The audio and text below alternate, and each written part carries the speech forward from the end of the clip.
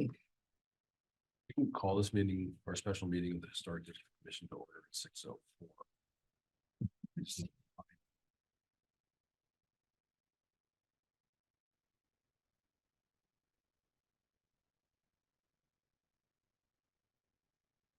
Question, did just for my remembering, did we say the young woman was coming between 6:30 and 6:40? Yep, she's gonna be here for around 6:30. Oh.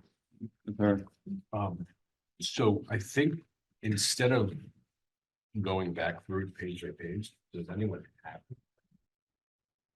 Yeah. You want some more time? I would like one time. Yeah, I didn't get a chance to. go I have through it. not had a chance to Okay. go through. Perfect. I've gone through it and I have something to say, if you want. Sure. But yeah, you can go in order or whatever.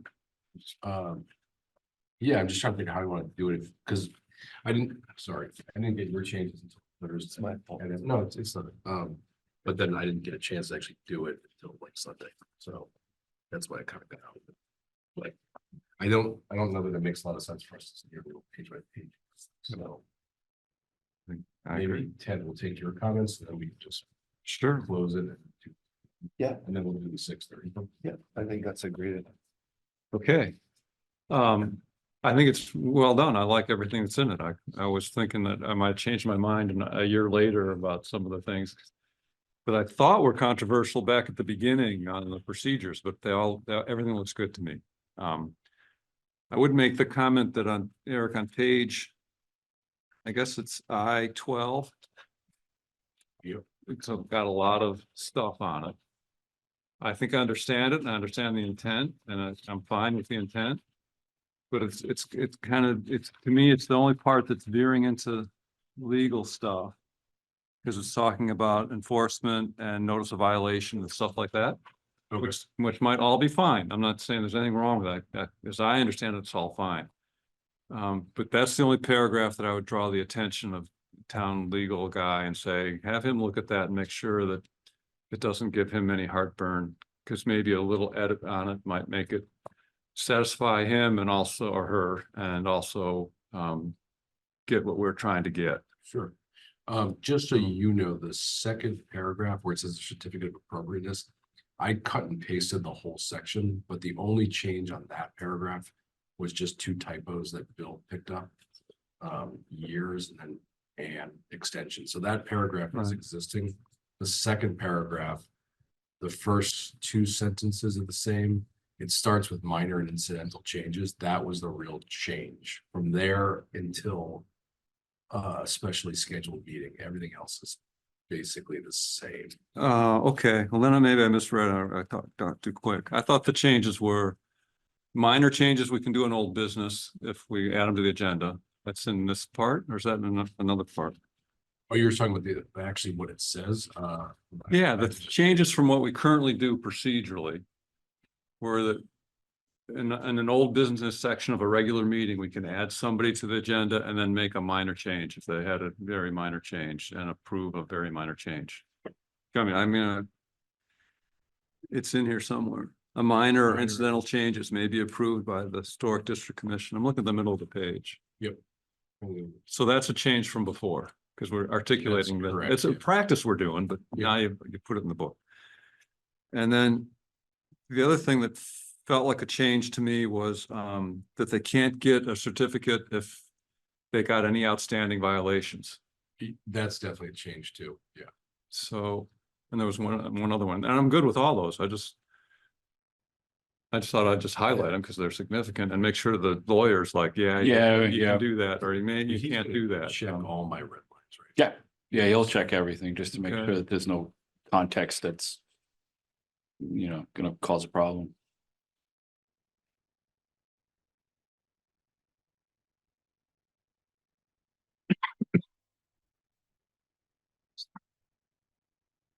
It's most of that paragraph is just about the minor incident. Mhm.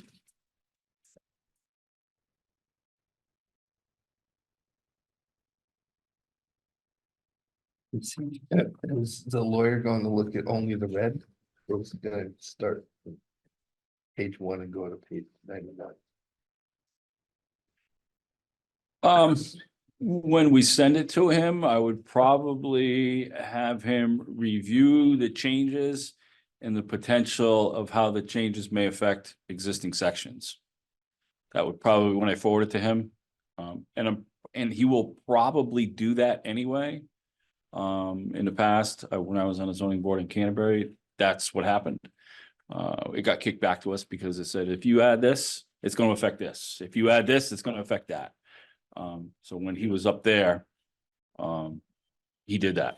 He did it just as a matter of, The procedural changes, I think he should definitely check in detail. I think some of the changes to the actual like aesthetics or the guideline materials, stuff, yeah. Yeah. that- Matters a lot. He's probably gonna say it's your call, how you wanna, Yeah, how you wanna handle it. Yeah, there's definitely things in there that he's just gonna say, that's how you want, that's how you want it.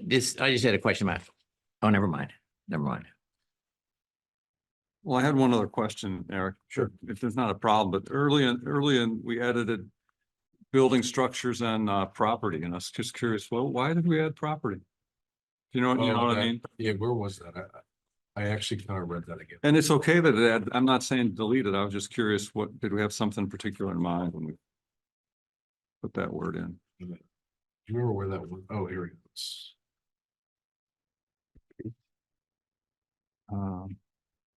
Yeah, it's the very beginning, like page 1-1.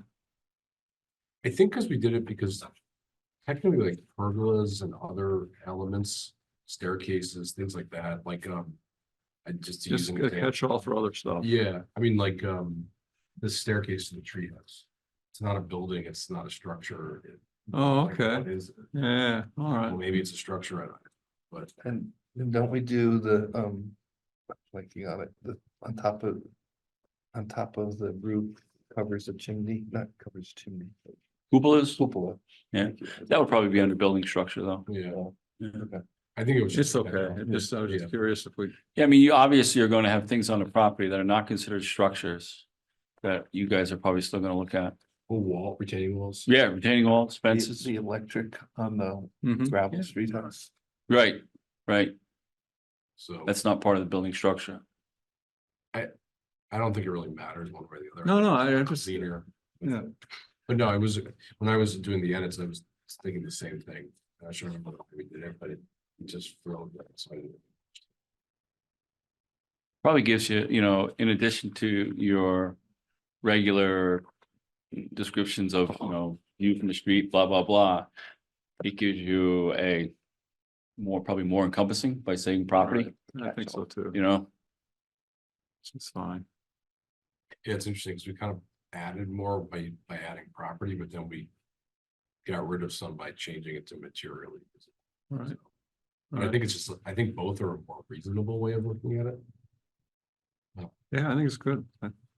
Because as we've discussed before, technically anything is visible from up Somewhere, if you right. eliminate vegetation. Right. And it's like you got a telescope with a telescope on. Right, right. Yeah. Looking down. I think it's So now you go like up North Road and you look up to the right, and it's winter, you could see the back of the house. But like barely. Yeah. You Yeah, gotta really. I can see your back of your house from my house. No, Only in the winter, but anyway. but yeah. Yeah, I think just take a. I Take think a all read the, through it. wow, all the design changes I think are great too. I think your expertise really paid off on that part of the book. Thanks. Think of. So, Maybe I'm not seeing it, but is there anything about the maps? Oh, here it is. The maps of the historic district, Changes to or just in general? just in general. So it's interesting, they're not in the actual HTC. Good, how are you? what are you, Is my interrupting? I'm sorry. That's what all are you right. looking I'm for? looking for Megan. Yeah, I'll get her for you real quick. Thank you. Interestingly enough, the map is like stored somewhere else. And zoning does it the same way, and I think it's kind of silly. If you go to find, you get the zoning regs, but if you go to find the map, you have to like dig it out of somewhere else. So we reference it, but we don't include it, and I don't know why that is. Could we put a reference if it's housed somewhere else? for whatever reason, no, that doesn't really make sense. But if it is, can we be Right, more like- explicit about where to find that document? Yeah, that's a good idea.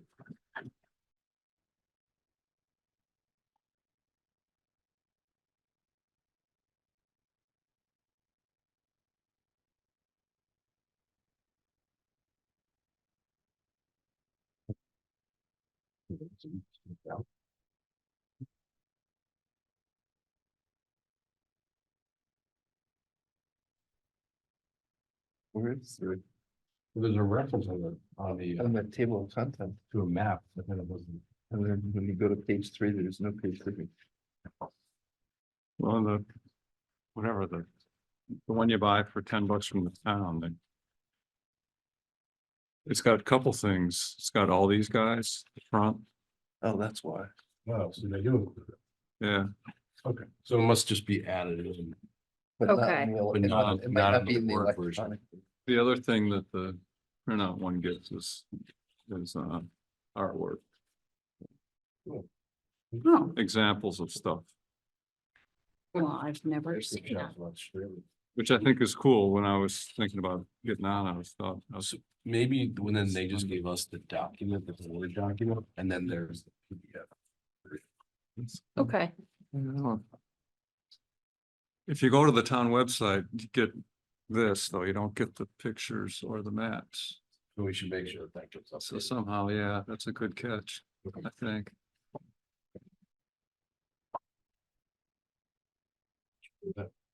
I'm sorry, I didn't. So when you go to the town website, you get the Word version. Okay. The. You don't get version- the Also, the pictures pictures are not in it. and or the maps. Yeah, I know the map is separate. You can get the map on it in a separate link somewhere. But it would be But we good- need to put it in the book. Yeah, I guess, know. Whatever's Yeah. going It on, would where to be. get the stuff. Right. If it's not. It'd be good to the final version to. Okay. add that stuff back in and then. Well, yeah, because they used to hand out the book. Yeah, Yeah, Well, it was. well, they're $10 now. I don't know if the price has gone up. who would hand out the book? We need new books At- too, I at the- guess. Desk, front desk. Oh, okay. But do you have to pay for it? Yeah, $10. It's what it was when I bought mine, but It's inflation. it might be going up. Should have talked to me. I probably could have got you. The old ones are probably readily available. at this Yeah. point. Yeah. All right, I will talk to Sue about figuring out how to get the examples and the maps in on that. It's a Word version. We may have to do it as a, PDF. what's that? Probably have to include those as PDF. Yeah, as a PDF, right? Okay. Does anyone have anything else? on that board? Is this? That's good. To me, I'm ready to sign if we're gonna sign on it, but these guys I would like. wanted those to more be done time. last. So why don't we do this? Why don't we add it to the agenda for the regular meeting next time? And then we'll just run with it unless it becomes too laborious. Yeah. I know I won't be at the next meeting. So. So sorry if you, about that. if you have any comments, do now. You've heard all the things. I've just said them all. So Okay. If you have. I would vote in favor of what we're currently doing if I was here to vote. So don't feel bad about passing it without me. So why don't we do that? We'll add it to the next agenda on the regular agenda. Yeah, regular meeting agenda. The 7th of 9th. Yep. And if it becomes too long, we'll just Okay, in 2 weeks. do it. Yeah. Yeah, that'd be good. just call it follow-up discussion on draft document, blah, blah, blah. Okay. And then if everyone's okay with it, or if there's anything else, we'll finish it and then send it off to Rich or whoever. Okay. In the meantime, I will try to get Sue to figure out a way to add the map and the examples. At a minimum, yeah, the PDF should get uploaded, even the old version, just. I mean, not the new version, obviously, but the old Right. version should be. At least the correct version. Yeah, Not the right. Word doc version. Mhm. So. Okay, then I will. Take a recess. It's. Oh, here comes John, if you want to hold on a sec. Well, he went into the men's room on his way down the hall, so. never Yeah, mind. I'm sure he hasn't read this yet today. Stop it. I will, if you guys are ready, yeah, do a pause. So we'll reconvene at 6:22. You'll want to come up? So what you say, Megan, share screen? Yes, please.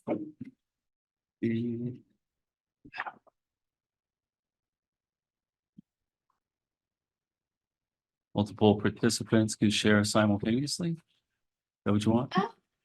You know what? Don't click the arrow, just click the big green button. I did, that's what came up. Yeah. Can you try it again?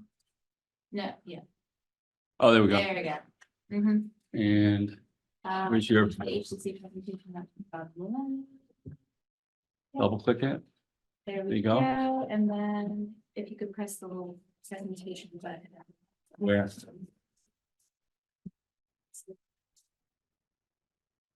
Here. That one right there? Okay, great. Just wanna come. Are you gonna just give me a signal and I click the slide, or what do you? Or you wanna give me the, it's easier to. Yeah, schedule out yeah. later. Yep. Perfect. Good evening, everyone. Thanks so much for having us. I am Megan Granado. I'm the town Sustainability and Resilience Manager, and I have with me Russ Ellington from National Flood Protection. And we're just here to talk to you about flooding in downtown Mystic. That'll be my part, just sharing some maps and information we learned through the Downtown Mystic Resiliency Study. And then I'm going to turn it over to Russ to talk about some floodproofing solutions and how they can be used in historic properties. So I'm going to try to keep mine pretty short and sweet here. So you might have heard of the study we completed it in January, focused on resiliency and sustainability in downtown Mystic. This was the study area. Let's see if I can move this out of the way. Just to give you a little bit of a bearings, we have West Main Street and Gravel Street and Pearl Street. So we cover the main kind of economic heart and then a lot of the surrounding residential areas. And a big part of what the study did was trying to understand our vulnerability to flooding. So specifically coastal flooding coming from sea level rise and storm surge. So I'm going to show you a number of maps. And these ones are from CIRCA, which is the Connecticut Institute for Resilience and Climate Adaptation. They're located out of Avery Point. And we were really fortunate in that CIRCA had just done a detailed study of the Mystic River. So normally when you look at flood maps, you're looking at the area to be flooded, kind of the lateral extent. It's rare that you get what this map gives you, which is depth of flooding as well. So this was where we really got fortunate. So to walk you through this, these two maps, and of course you can't see at the top because the Zoom is hiding, but I'll let you know what these are. So this one on the left, this is the 10-year floodplain. So this is where you expect you would have flooded areas during a 10-year storm, which has a 1 in 10 chance of happening at any given year. So one of the storms we received in December and one of the storms we experienced in January were 10-year storms, which, as you can tell, they're not happening once every 10 years anymore. So this is that floodplain. And then the image to the right is if you add 20 inches of sea level rise on top of it. And 20 inches is because that is what CIRCA, through their research, has recommended to the entire state for planning by 2050, is that all towns, municipalities, even private landowners plan for 20 inches of sea level rise by 2050. So the comparison then is showing you the impact of sea level rise on anticipated flooding. And the colors start to show you, again, a little bit of what the depths we should be experiencing or expecting are. So, you know, nothing too crazy, kind of shallow depths, but obviously a lot more area to be flooded than without the sea level rise added in. So here we overlaid this with the actual structures in the area and have some numbers for you. So in the 10-year floodplain, so that image on the left that I just showed you, there's 41 structures and about half a mile of roads. Of those 41 structures, 18 are historic. So those are, again, the structures in the 10-year floodplain today. When you factor sea level rise in, those numbers go up pretty significantly. So now all of a sudden in that expanded floodplain with sea level rise factored in, It's 96 structures, 58 of which are historic, and almost a mile of roadway. Megan, when you say historic, is that within the historic district boundary or houses that are registered or? Perfect segue. Oh, So this is where those numbers came from. No, you're fine. I was like, I'm glad I added this slide in. yeah.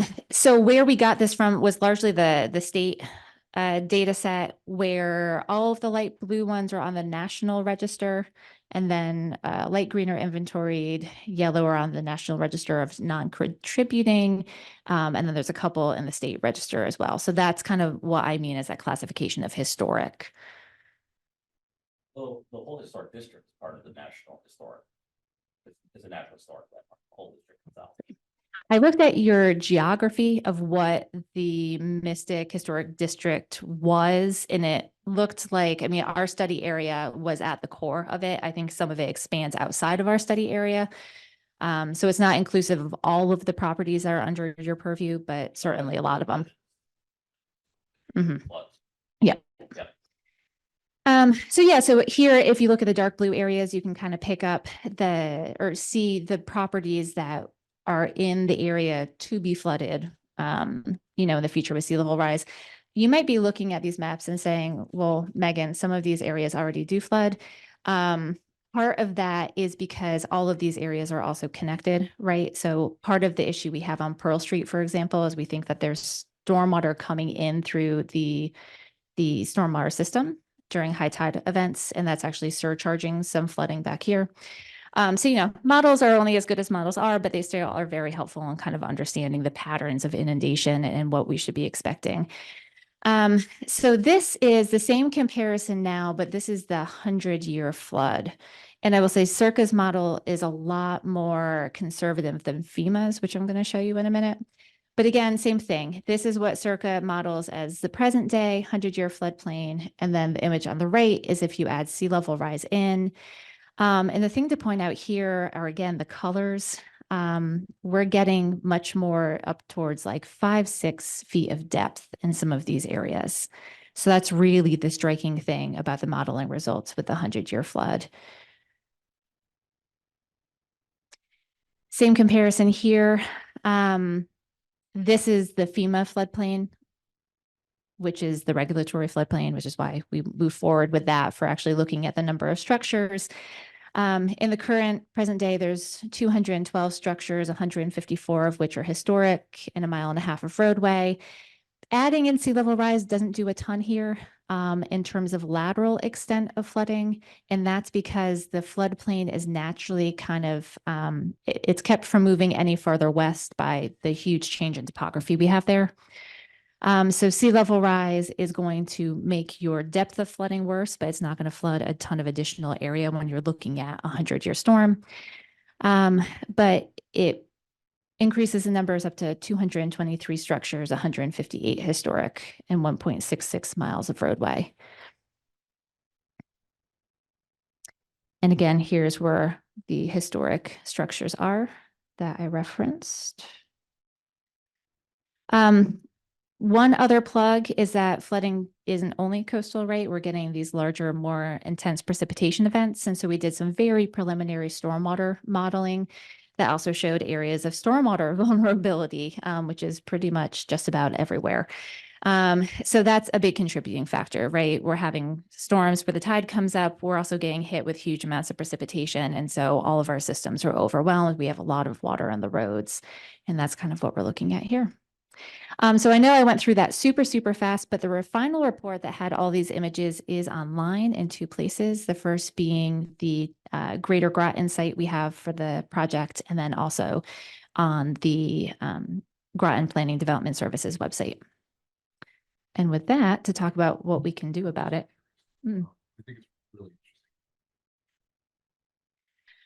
interesting. So the report has a number of recommendations of what we can try to do about this, ranging from everything, including roadway elevation, trying to improve the stormwater system, which is going to be really challenging because all of it's very low-lying areas, trying to retain water in the upper watershed. So for example, Pearl Street has 44 acres of land that drain down into that stormwater system. So the more we can retain up in the watershed, the better.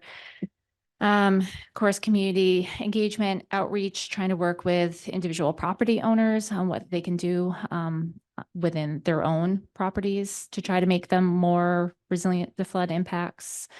Kind of all of those things, big spectrum of recommendations. To at one point talk about flood walls or something. Yeah, I am trying to take a look at what might be feasible in terms of flood walls, maybe lower lying flood walls. The trick there is that then you can't get FEMA money to put them in because you're not building up to the standard of like 100-year storm. So having the plan is really the very first step in the process, and the process is going to be a continuously evolving one to try to figure out what makes sense and what's palatable.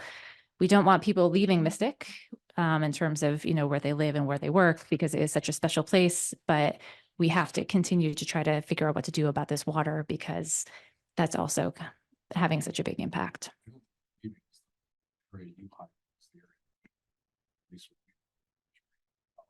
Oh, for sure. I don't think we're near that tipping point, but we talked to a lot of people on this project, and a lot of people are struggling with water in basements, water in properties, challenges with cars, it's just getting worse.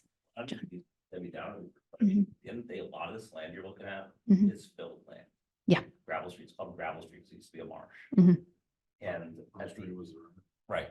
Yeah. And at the end of the day, historically, I mean, we're finding whole villages underwater, or Mhm. villages in Germany and around the planet. I don't think as human beings, we have the ability to hold Mother Nature back, the ability that we think we do. Mhm. And then is there a plan to deal with that? I mean, when you're on filled land, you're on filled land. Mhm. And Yeah. most is filled land. Natural area, the area back to the Mystic Art Museum was a marsh. Yeah. So, Yeah, part of what we did here was we pulled historic maps, try to understand that, right? Because we talked to people and they told us about how Pearl Street used to be open water. And that, the kind of sins of the past of how we develop the lands have such a big impact on how water moves through that system now. So I think that, with all of it, though, there has to be transition planning to just say, ooh, ultimately, we're not sure the future of Mystic, that doesn't do much to help the people living, working there now. So we're trying to figure out what we can do as these impacts worsen to try to assist and be providing, even if it's interim measures, to continue to make things livable and workable. To me, that makes sense. challenges, you've got federal law, the national Mhm. historic, you've got the state law. So how do we navigate that perfect balance of Mm-hmm. historic preservation, make sure they don't get washed out at the same time? Yep. I think that's the perfect segue to Russ.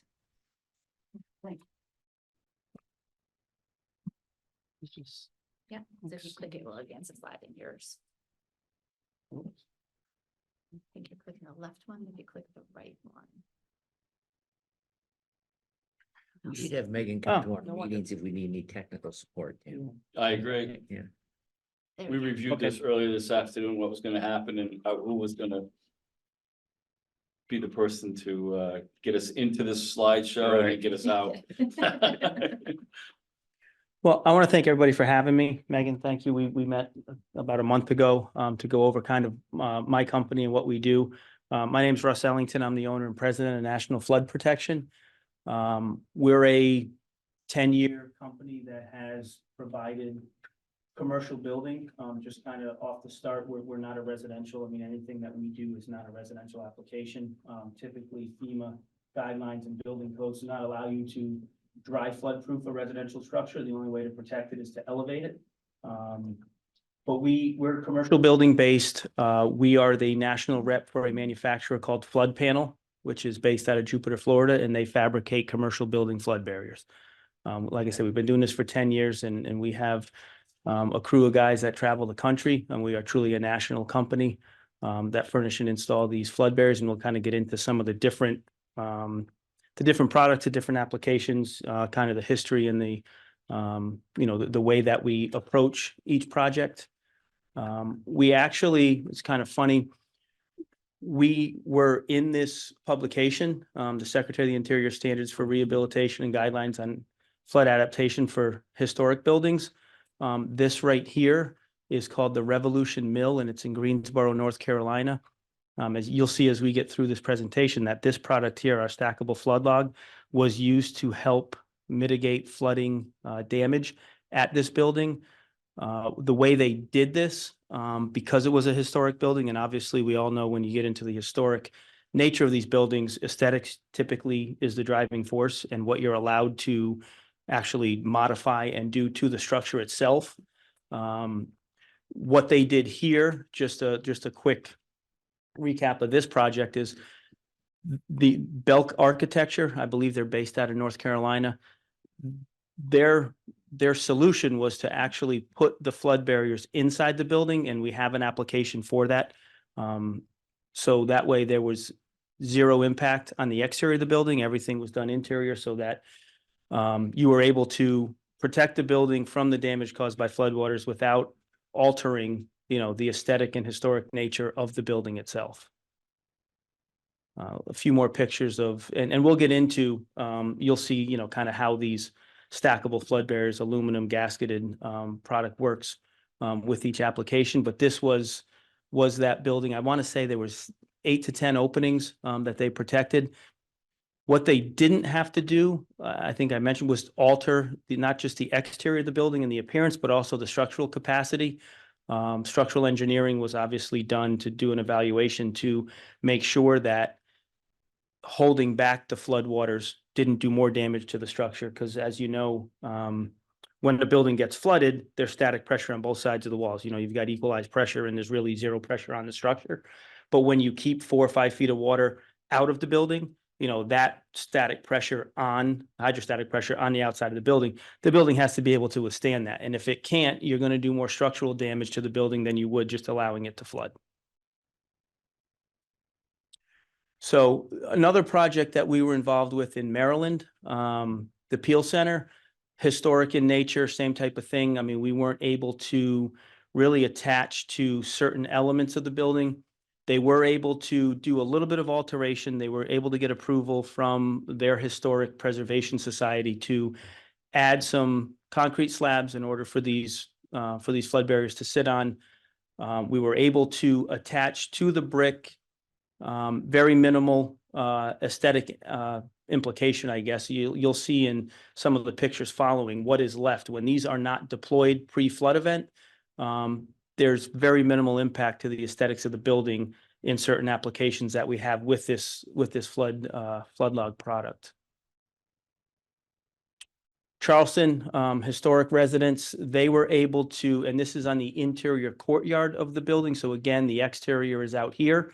So these mounting plates, we have 2 options with this product, actually with any of our products. You can do a mounting plate that allows you to seal and secure this plate to the structure of the building. And then these brackets would then bolt to that plate. What that plate does is provide a smooth surface, for the gasket on the back of these to seal to and provide the optimal flood protection. And does it actually stop all the water? Our flood log product has been tested per the ANSI 2510, which is what FM Global uses to certify the products to those testing standards. And we were 5% of the allowable seepage. So every one of these products has an allowable seepage rate, just because you just don't know how long the water is going to be up against there. And at some point, it's going to find its way through little cracks and crevices. Our flood log product was basically 5% of what's allowable. So it is virtually, if it's done correctly, 5% of what's allowable. of what's allowable, not 5% seepage rate, but 5% of what's allowable, which is, I know this and I know I do, it's 0.08 gallons per hour per lineal foot of gasket. So whatever that is, and it's based on the size of the opening. So a 3-foot opening here, obviously the allowable seepage rate would be less than what it would be if it were an 8-foot opening.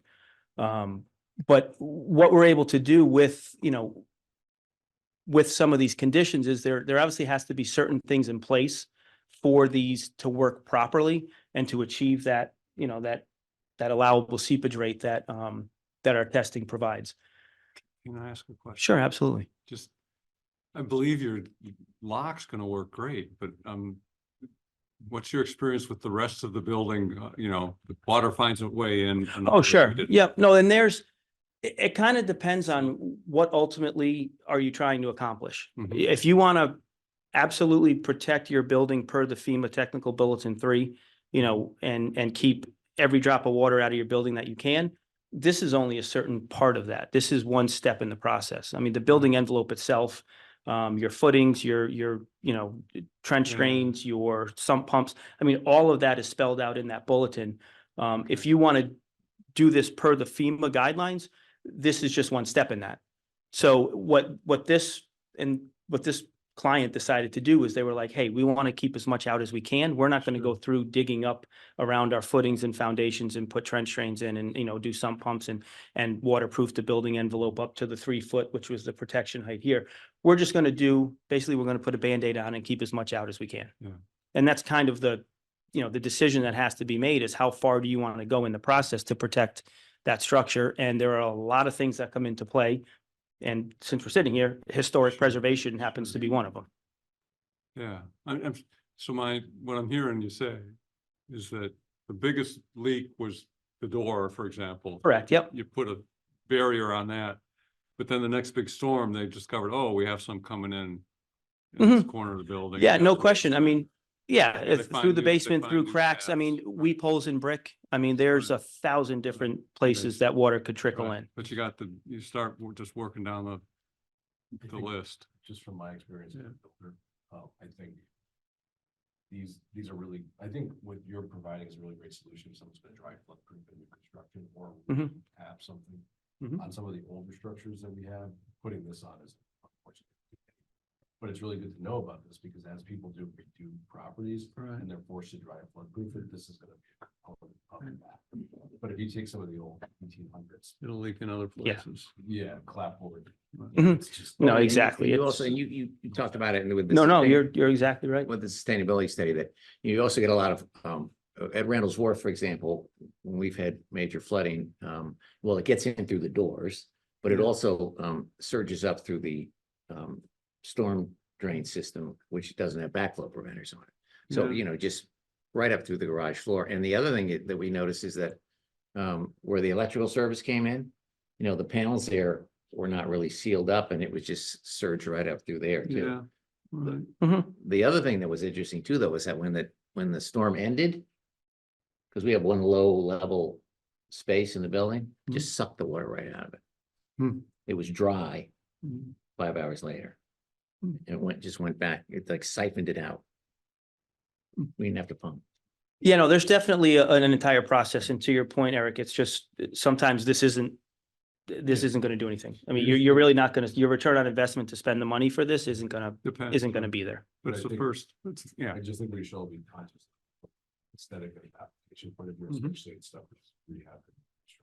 Mhm. Because that's gonna be more, we're gonna more likely to see it there than we Mhm. would someone, making a modification to the Right. home. So just kind of quickly, just basically what the products and the applications for, for what we do in our manufacturer, what you saw is our flood log system. We have a solid panel system, a puddle panel, which is really just used for flash flooding and quick deployment events, hinged floodgates, and then a typical entry exit flood door. So the flood log system, it's in essence just a series of channels that have gaskets with deployable flood logs, 1 foot increments. We have a 6-inch top log if needed, but basically you're just taking gasketed planks, stacking them together, and just the compression bolts and plates just kind of fuse this all together to create this entire system here as one waterproof component. How But long does it take you to, Yeah. from blank plate to I'm waiting for water? For like the deployment, so Yeah. it's already been installed, you've been trained, and now, flooding events coming tomorrow, you want to put these up. A lot of that depends on different factors. It's how close is the material stored to where it's being used? Are you bringing it in from offsite, or is it, kind of in the closet next door and it's right there? The other factor is available manpower. I mean, is it just you trying to do it yourself, or do you have 4 people that can, really get a system going and kind of do that? So, and then it depends on how many openings. If you got 2 openings, you got a couple guys that can do it in an hour. If you've got 15 openings, and we had a project in Charleston had 170 openings, it's going to take a crew of 6 people a week to do that. So there's a lot of factors that kind of play into that. We like to say, 2 people that are properly trained can deploy, like this system here at Tweed Airport. 2 people properly trained could deploy that if it's stored on site in an hour. And do the vertical supports there would attach to something, that other picture you showed earlier that showed The plates? the plates. Yep. That's all that you would see when Correct. there was no water. Yep, I'm gonna have a few pictures here. They're gonna show you the different mounting configurations and what it looks like on not deployed, which is kind of funny because typically the 3 main questions: what does it cost? How long does it take to put up, and what does it look like when it's not up is really what everybody asks. And just really quick here at Tweed Airport, this building was not structurally capable of withstanding 4 feet of water against it. So I don't know if you've ever heard of D. Simone Consulting Engineers, but they're, I believe, a countrywide. Excuse me. Hey, excuse me. Sorry, Yes. we don't start until 7, so if you want to come back, you want to, just so it echoes in the room. Yeah. Sorry. Thank you. But basically what they did is you can see behind here, these are 4x4 steel columns that were attached to a footing below and just waterproofed to this storefront aluminum here. And what that did is that 4x4 column was the structural component that took the force. It did not impose any load back onto the building. It was waterproof to the building, but then the flood system itself, would basically transfer that load to the 4x4 post. That's a good application sometimes in a historic area because the buildings, to your point, I mean, they're built in 1800s maybe. They weren't built, I mean, buildings we build now maybe aren't capable if they're not done and engineered the correct way to But those withstand that posts type there of were water. installed when you knew the flood was coming? These those posts there? behind these 4x4s were permanently mounted. These channels here and then this midspan posts are all, Attached to that. yeah, they're deployed pre-flooding event. So here's some pictures about, this was the Bureau of Architectural Review in Charleston, South Carolina is very big on what does it look like when it's not deployed. So this project here, these caps were painted to kind of match the brick honestly, from 10, 15 feet away, you almost can't see them. So very unobtrusive. These stainless steel, which is what these are, just painted. These stainless steel follower bolts are typically what's left behind. And again, they can be painted to match, your facade to try to help it disappear as much as possible. Mounting plates. This is another project in Charleston where they really didn't want to see anything on the building. And you look, I mean, you've got kind of a clapboard condition here where that's not conducive to flood protection and gasket sealing. So again, this isn't the finished picture. They went and painted these the same color as the facade. So they kind of, in essence, disappeared from far enough away. Project in New Jersey where they wanted to make the plates an architectural feature of the building. So they kind of painted them the same color as your storefront. Here, this was a gentleman in New Jersey that kicking and screaming had to have flood protection and said, I don't want to have it impact the aesthetics of my building. So we hired an artist to come in and faux finish the plates to kind of match the brick. So people are willing to go, to those extents. And then when aesthetics really isn't that much of a factor, these are these permanently mounted channels where kind of warehouse and more so, where aesthetics don't play into it. If you leave these up permanently, your deployment time is cut in half. So to your point, how long does it take? If you're not bolting these channels up, you're just popping this cover off, you kind of cut that deployment time in half. So again, just some more applications. This was I believe a bank in St. Louis. When you do have a midspan post where we saw on that Tweed Airport in the middle, there's typically just an epoxied insert into your footing. And this is what's left behind. So these are just your stainless steel follower bolts. You unscrew those and it shows the threads below where the base plate of that post is fastened into. This is I won't go into too much of this because this is just our flood panel system, typically used for above grade applications where you have louvers windows, so you have a 3-sided seal. Typically anything that sits on the ground, we're going to recommend our flood log system, but here they wanted to keep the product consistent, so they actually did the panels on grade. KFC in North Carolina, same thing. This was that same project in Jersey that had the plates that matched the facade. Then we have our dual function flood door, which basically means it serves as your typical entry exit door, but also when these little door dogs are engaged, it actually compresses gaskets and makes it a flood door. We can go single, double, removable mullion. These are our flood doors. I always try to recommend them for low traffic areas. just because there is some maintenance with the gaskets. If they get ripped, damaged, whatever, you're gonna have to have a maintenance program to make sure they're in good working order when you need them.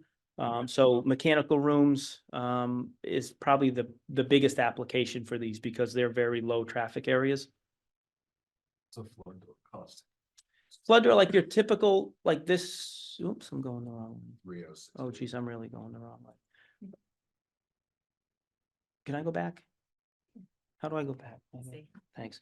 A typical 306/68 flood door, if it's mild carbon steel, it will come primed. You're looking at 12,500. Stainless steel will probably be more in the 17,000 range. Thank you. So yeah, so this stainless steel door here with the window, that was actually a Google building out in Palo Alto, California. That's probably with the window, it's probably close to 18,000. But this mild carbon steel door, I think this was They're worried about flooding in Palo Alto. I You'd- lived out there for 23 you'd be years. It flooded surprised, once. you'd be surprised some of the places that we have projects where I would never think they'd have to worry about flooding. Yeah, That KFC that I showed earlier with the panels, they had a 5 foot of protection and there's a creek 3 miles away and the owner of the building was like, we've never had a drop of water come anywhere near the parking The lot. last time that place flooded was in 98. Yep. Yeah. Well, if it does, they're protected, but it probably won't happen in our lifetime. And then we have a hinged floodgate. This is actually a pump station in Westerly, Rhode Island.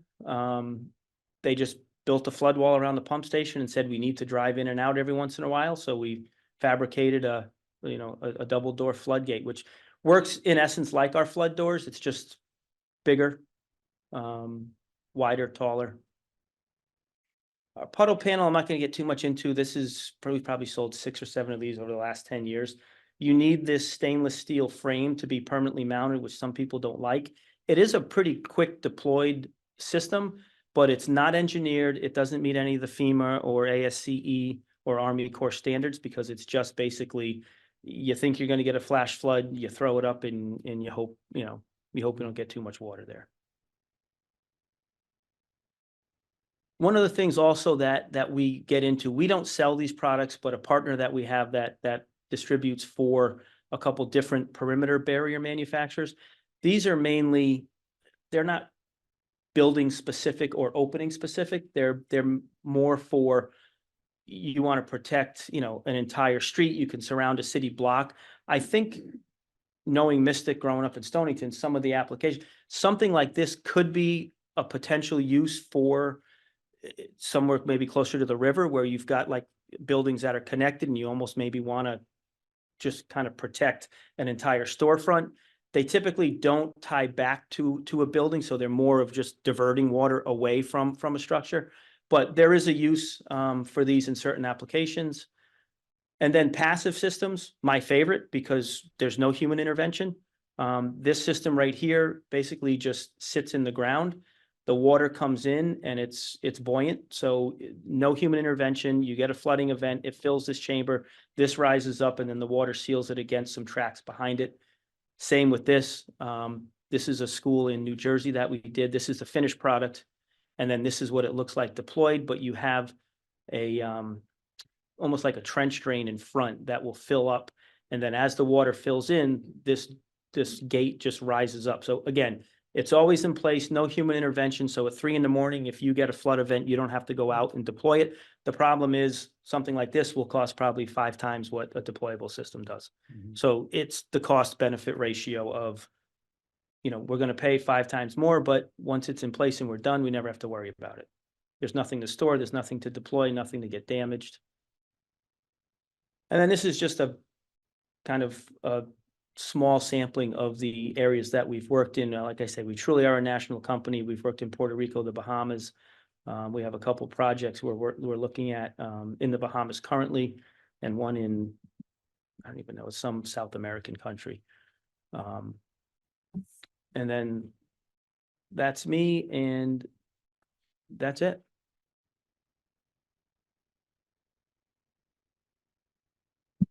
So I don't know if you have any more questions, but just kind of in closing, what we do isn't an application for every commercial building. I mean, it's definitely not residential, but it's not every commercial building to what we discussed earlier. But I think given the fact that there is problematic flooding and historic flooding in the downtown Mystic area. We actually had a project at Pizzetta. I know Pizzetta's not there anymore, but they had, I think, done some little addition or some patio where they had to put some sort of panels up. So they reached out, we put some panels up. I don't think they ever used them. But there is an application, building use, opening use, but it all comes down to what are you able to structurally accomplish and what are you able to do to the building aesthetically to create the conditions that are needed for these to fasten and function properly. And that's, When you say it's not used in residential structures, you mean you can't use it? you can, and I'm going to contradict myself. We've done residential projects. We did a project in Coral Gables. It was a $15 million house that was built like a commercial building. So Single family. correct. It's not as much the use as it is the construction of the structure. We have a project in Naples. We just signed up. It's a $50 million house on the beach in Naples. I mean, that thing has a 2,500 square foot mechanical room. I mean, it's not a residential structure. It's built like a commercial building. So that's more so what drives that. A stick framed, single family house, you can't use what we do on that. It's just not going to work. You're going to do more damage to the house. So and there's commercial buildings that we're not able to do what we do with, because structurally that building and structure can't withstand 3 or 4 feet of water against it. So we always recommend a structural engineer get involved. And if a civil engineer needs to get involved, the structural engineer will get them involved. But you always have to evaluate the structure to make sure you're not going to do more damage keeping water out than you do letting it in. And that's, just a cursory evaluation by a structural engineer to say, this is just basically, 3 wide brick. It was, built 100 years ago. It can't withstand 4 feet of water. So maybe there's some reinforcing that needs to happen. Not that you can't do what we do, but there may be alterations that have to happen in order to make that viable for what we do, if that makes sense. I got called on in the middle of the night one night for a foundation collapse. The building was flooded and the fire department went in and pumped it down. And the groundwater on the outside was so saturated, so heavy that when they pumped that water down on the inside, the static pressure collapsed the inside of that foundation, the whole back wall of the building. That's why for residential, I mean, you've seen the vents, like the flood vents that let the water in and out, and Yeah. that's obviously to let water in so that you do get that equalized pressure. Right. So That's that- like breakaway, when they do Yep, breakaway walls, breakaway same thing. stuff, yeah. Yep. Deal with it instead of trying to keep it out. Correct. Well, hypothetically though, any new residential construction you would never need this to be elevated. Correct. Yep. Yeah, if you built to the code, which you have to, you're going to elevate it, and then that elevated point, which is habitable space, is going to have those vents to allow the water in and out. Unless you're trying to protect the stairway. True. Even then, down in Rhode Island, I mean, we've seen them when we go down to the beach. I mean, you see these structures as they build them, and you're going to see these vents that are going to let that in and out. And obviously there's stairs to get down to there, but you're really not protecting anything other than the integrity of the foundation. You're not protecting any. All the equipment should be up high. at Correct, that yep. point. And it's all Yeah. about the 1 foot up. No, I meant if you put his door on, all you're protecting is like a couple feet of Yeah, stairs. yeah, there shouldn't be anything in there that you're trying to protect. Yeah, true. Thank you. Appreciate it. Yeah, no, thank you. guys. Thank you. Thank you, Megan. You guys want to take a quick break? 2 seconds before we start?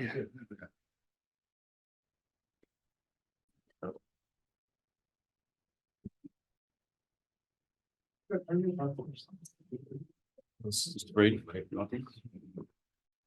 Thank you. All right, I will call the Historic District Commission meeting to order at 7:04 PM. Todd, would you read the call? Town of Groton, notice of public hearing, Historic District Commission. The Historic District Commission will hold a public hearing on Tuesday, April 2nd, 2024 at 7 PM at the Groton Town Hall Annex, 134 Groton Long Point Road, and virtually via the Zoom platform to hear the following applications requested a certificate of appropriateness. HDC 24-00167 Water Street, Lauren Wells applicant, Tim Owens owner. Sign replacement pin number 2619183075663. HCC 24-00172 Elm Street, Kathleen Hastings applicant, Catherine Reef owner. Fence installation pin number 2619182088349. HCC 24-0018 2 Pearl Street, John Walsh applicant, Leo Roche owner. combine 2 and 4 Pearl Street, pin number 2619183193030 and 2619183193034. ACC 24-0019, 35 West Mystic Avenue, Jeffrey Moriarty, applicant owner, exterior renovations, pin number 2618052822297.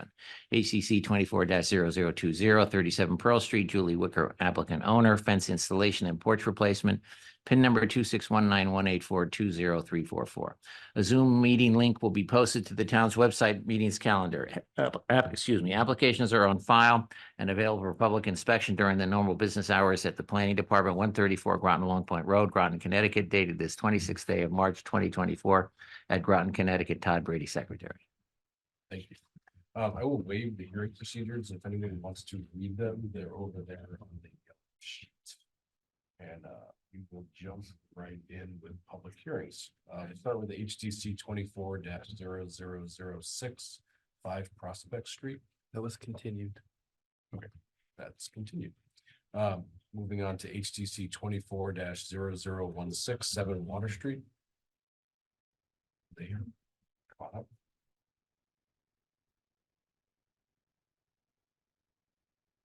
Hello, State your name and your property. I'm Lauren Wells. My husband and I are opening Pearl at 7 Water Street. I've never done this Okay. before, so some prompting would be Sure. helpful. Just present. What are you doing?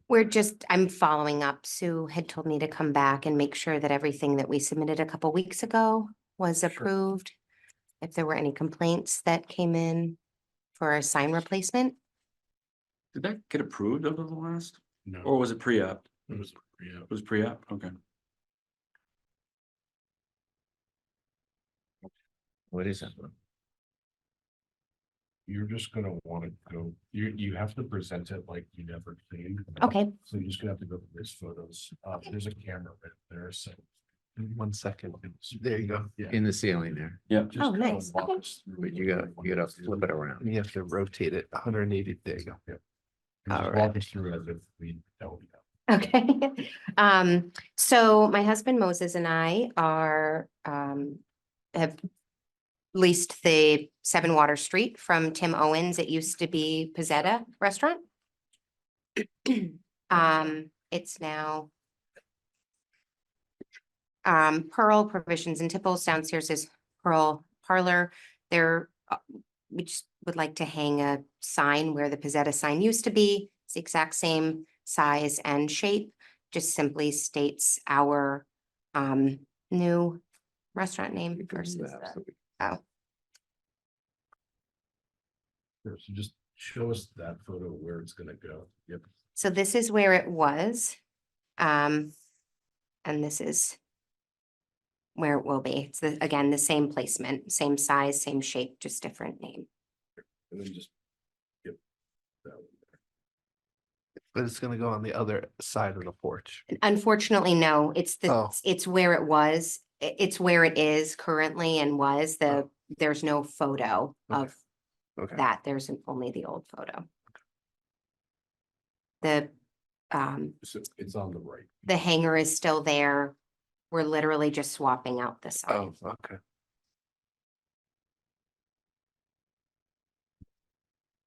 Yeah. Yep. Just for the sake of just read the text. Sure. The name of the restaurant is Pearl and the The Oh. 30. it's a 30-inch round sign with a custom band iron perimeter, raised letters. The background is a stone color. The foreground and font is in black. It is not a lit sign. Any questions? No, it looks fine. Okay. Thank you.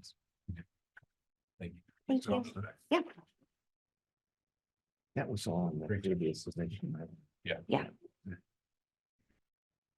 All right, we'll vote. Thanks.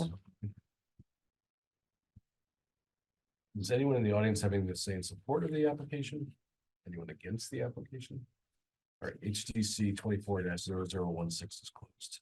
HTC 24-0017, 2 Elm Street.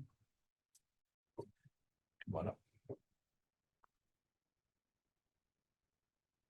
I'm Drew Raymond. I'm the owner of Superior Fence and Rail. We'll be installing the fence at 2 Elm Street for Kathleen Reef. The fence is going. I'm sorry, did you say Joe? Drew? Drew? Yeah. Could you spell your last name, Drew? RAYMOND. Thank you.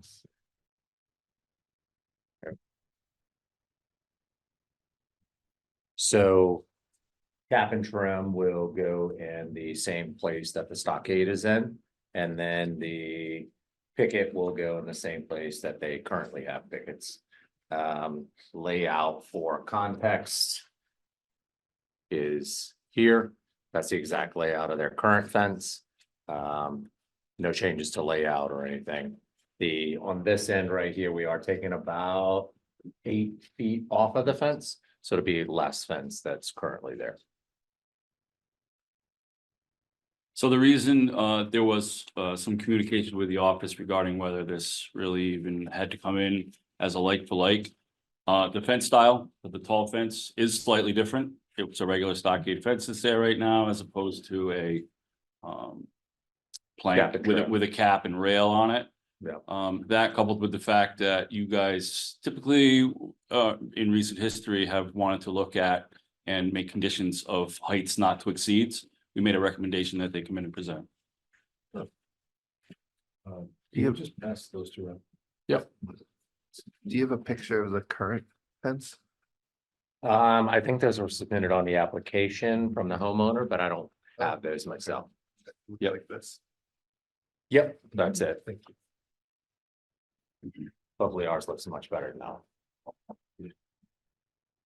So the existing fence is in bad shape, is that the idea? Yeah. Yeah, and we're just tearing that out. And then replacing it with a new fence. A superior fence, I guess. You are 100% correct.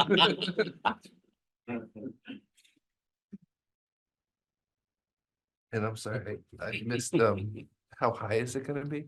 So it's a 6-foot stop, cap and trim, but if you count the cap on top, I think that's an extra 3 inches, 77 inches total, so 4 inches. It's a made out of mahogany, solid piece, no staples, routed out, continuous piece of wood for the caps. Thank you. Yes, I'm familiar with it. I got it. You wanna take a look? Eric, do you want to talk about the exceeds part now, or do you want me to try that, or do you want to do it? They're going 6 feet and then 4 feet, so we gotta have it just. Just like that. Yeah, I know, I'm just, You would have the objection. to that. No. We have to deliberate on that in our time. No, I guess. right, okay, I understand. We're covering for if you've got grade changes or whatever, the actual from grade to the height of the fence could be more than 6 feet. in Gotcha. some areas. There are a couple areas that have little dips along here, but I mean, nothing significant that I think would be more than a 12-inch difference from grade to. Yeah. You don't see it exceeding 7 feet at any point, right? I don't think so, no. And we follow the grade with our fence as well, so it's built, we don't use panels or anything, we stick build everything. So bring out all the parts and pieces, build it on site to where it follows the grade appropriately. Oh, cool. It can't exceed 7 though, right? Right. That's why I asked that. Yeah. Yeah, we prefer not to use panels because I don't want to pay labor twice, right? We're gonna build it once. Yeah. Anyone have any comments? You all set? I'm good. Thanks. Thank you. Anyone in the audience have anything to say in support of the application? Anyone against the application? All right, HTC 24-0017 is closed. HTC 24-0018 2 Pearl Street. Come on up. Evening.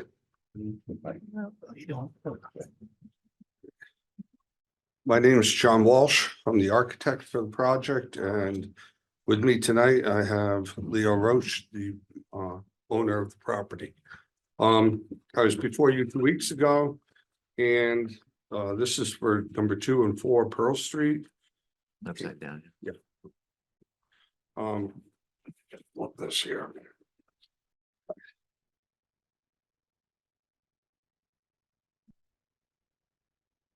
Place. Can you zoom out a little, John? Are you all right? Hmm? Am I zooming out a little bit? Or you Just a all right? little bit, yeah. Good, that's great. Okay, so this is number 2 Pearl Street is located right here. Actually, backwards, sorry. I gotta look at this upside down. This is number 2 Pearl Street, this area here. There's an alleyway where the green shading is that exists right now. And number 4 Pearl Street is the current location of the Harp and Hound. And basically, as I said a couple weeks ago, the goal here is to infill where the green is, connect these 2 buildings together, and then to expand the Harp a little bit into the lower level of number 2.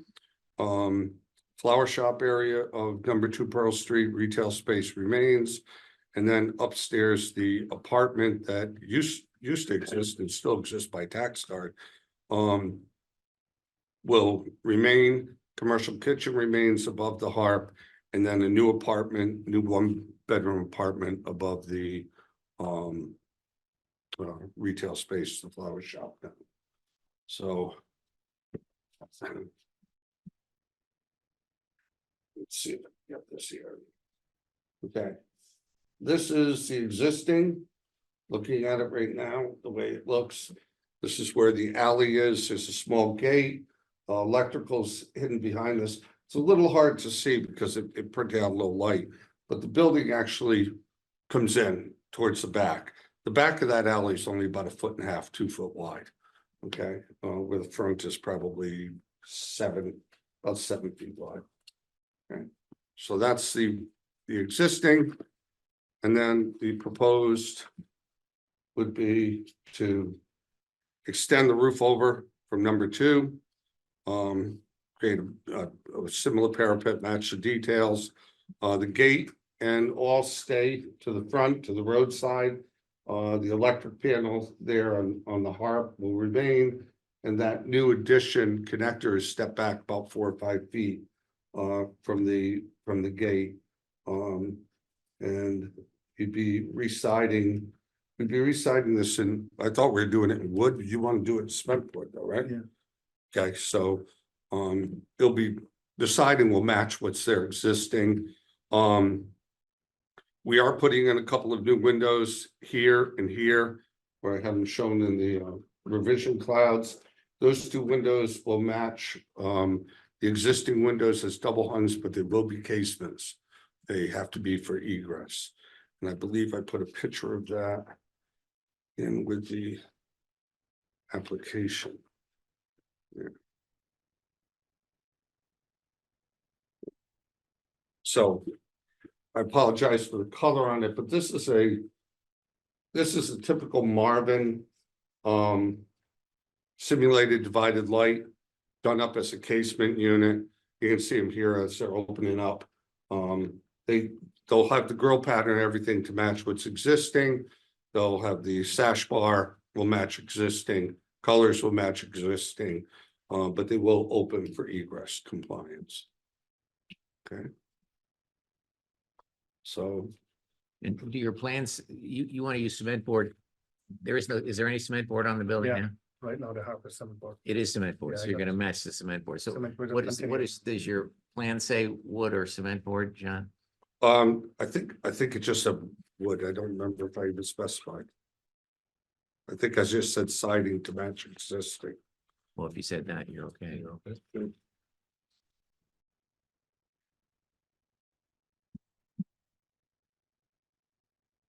Let's see anything. On my glasses.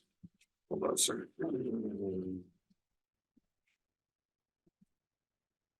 But the materials will have to adjust the materials.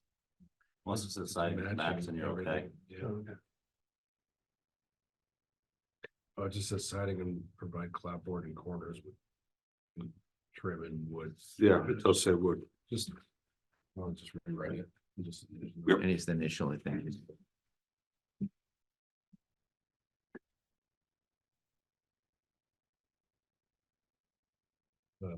And the window openings that you were swapping about, they're not gonna change size. No, everything remains same size.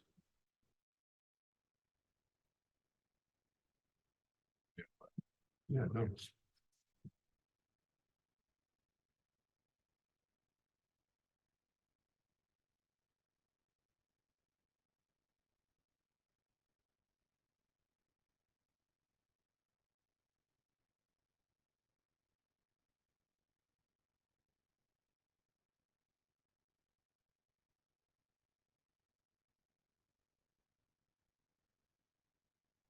Any comments when he's writing?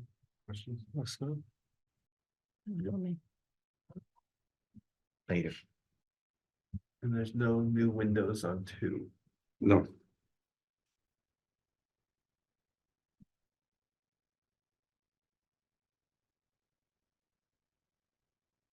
There's a relocation. That storefront window, which is right here, slides over. It's right now that window. That storefront window is butted up real tight against this door. We have a wall coming in between the door and window. I might need those plans then, because we don't have any of that. Don't have any of this, I know. really? Well, not in the package here. Okay, That's what. We can just take those. yeah, okay, you can have You these, don't mind. yeah, because I sent it all over, so, all right. Is it in the online pack? Hmm? Is it in the online? No, not that I saw, no. That window, the Pearl Street, the No. 2 window. Yeah, that was moved in the original one. When I was here 2 weeks ago, that was all located. The only page we have is the proposed north elevation page, A2. 2-2. That's it. But we can just take that. Really? Good. You want me to send this over so you have a record of it in PDF again? If you want. Okay. Word. Send it to you. Tim? What's that? You want it in PDF? You're gonna need it, you're gonna get it anyway. Yeah, I mean, yeah, I'll send it over to you again, so you have it. yeah, that's fine, because we'll load that into the HDC permit Okay. and then. Oh,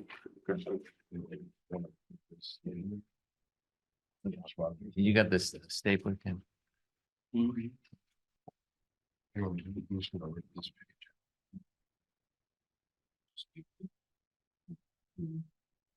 Also that. That's the old one that you wrote on it. Oh. Sorry. So you got this, but you didn't get the other parts. Yeah. Okay, No joke, that's all I got. I got tons of pictures and then. I have just that page and that page. Huh. That goes to the next application. okay. All right, it was a whole binder, so I'll just resend it so you have it. Then We have it now. We have it, so you're covered. Okay. You're good for today. Okay. Thanks. Unless you have anything else. I'm sorry. Thank you. Does anyone in the audience have anything to say in support of the application? Yes. Wow. Sit down. Yeah. So my name is Joe Morelli. I live at 14 Pearl Street. And in the last, I've been living in Mystic for 15 years. And I've watched the bridge get rebuilt. I watched downtown get rebuilt, and I applauded all of it. And I think the development of the downtown area has breathed new life into it, and that's great. I also believe that for the residents that remain, we have been given very little second thought as the commercial development's taken place. And this is one example. In the last 3 years, we've had to call the police over 30 times for illegal parking, people parked in the church across the street, screaming and yelling at 2 o'clock in the morning, drag racing down Pearl Street in both directions, shoulder slamming our front door on 3 occasions when we're inside watching television with my family. And most recently, I called the police because yet again, they 100% blocked one of my driveways because of the way the lines are painted on the street. It's confusing to people and they think it's actually a parking space, but it's actually the end of my driveway. So up until recently, the police would try to contact the owners. If they couldn't contact them, they would get the car towed, put a ticket on it, things like that. Most recently, the police officer refused to put a ticket on it, refused to tow the car. I had a car in the driveway that had to get out. I had a guest in the house who was an airline pilot, was going to be coming home anywhere between 4 a.m. and 7 a.m. that next morning, and he would not be able to get into the driveway. Finally, I threw up my hands in desperation, went back in the house and said, we have completely given up on the residents of Mystic. I don't hear anybody talking about maintaining the quality of life for the people that live in Mystic. I hear about historic commissions that want it to look similar to the way it did, and I applaud that. And I, totally support that. But I do think it's about time that some people start to pay attention to the fact there's people living downtown. My family lives 3 houses away from the Harp and Hound. We live right off of Main Street. In the summertime, it is routine to have drag races down that road. It is routine to have up to 30 cars parked in the church parking lot. And when the bars close and they empty out, guess where they come? They come to their cars and they congregate there at all hours of the morning. We don't have air conditioning in the house. The windows are open when it's hot out. I'm sorry about that, but I refuse to air condition the house. Just don't like it. So all I'm saying here is that I support what they're trying to do with the Harp and Hound. But I think it has to be coordinated with the quality of life, not just the physical appearance of downtown Mystic. And the quality of life, I'm not referring to the weekend guests, which I also happen to like, especially since we rent to them. But I'm talking about the people that live there full time. Our kids go to the local schools. We live there, we watch television there, and it is frightening to have somebody shoulder slam your front door 10 times in a row and laugh about it.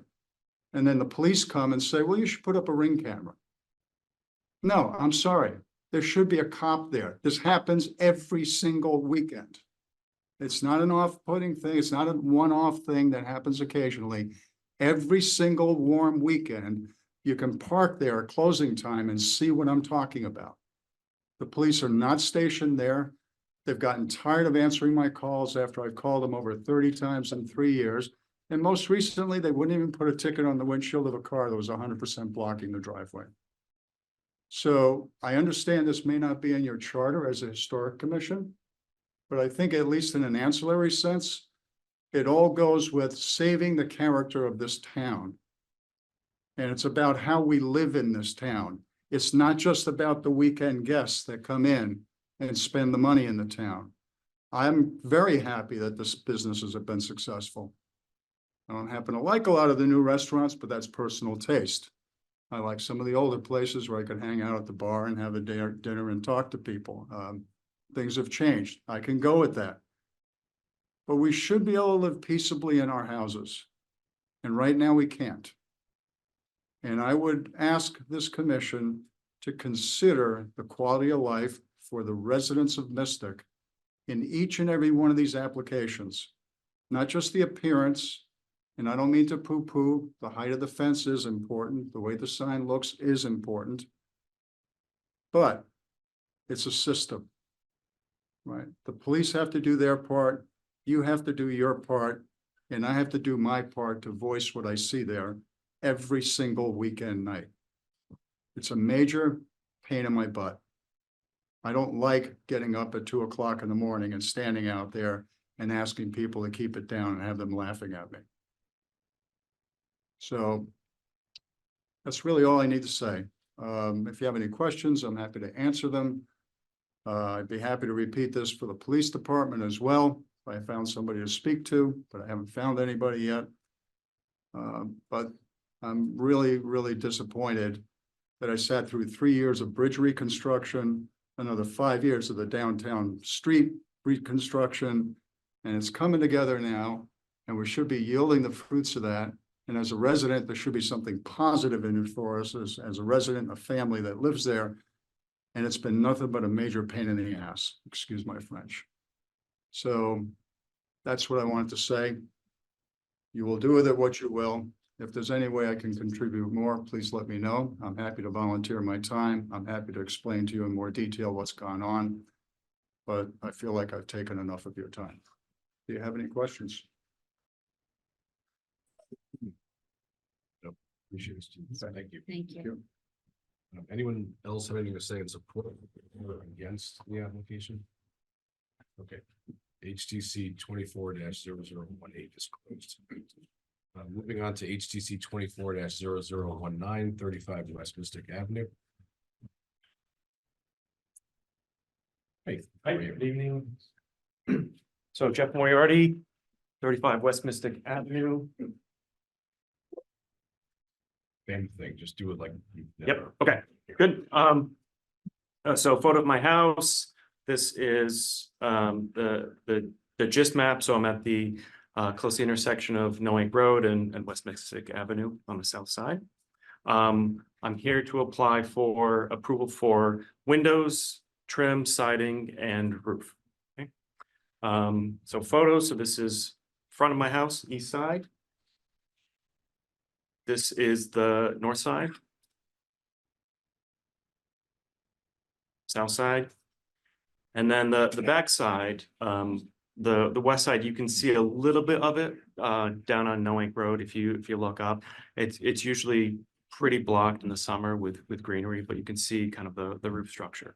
Okay, so let's move on to the windows. So on the south and north side, I'd like to modify the current sliding window and trapezoidal shaped picture windows into a kind of a 4x4 array of square picture windows. They would be Anderson 400. They're going to be molded together at the factory and fit into place. Okay. But they're fixed. They're fixed. They're fixed. Yep. And that would be on both sides of the gable ends. On the front and side of the houses, all of these sliding windows that are circled in red, I'd like to replace them with Anderson 400 double hung windows with a 2/2 design, true divided light, and yeah.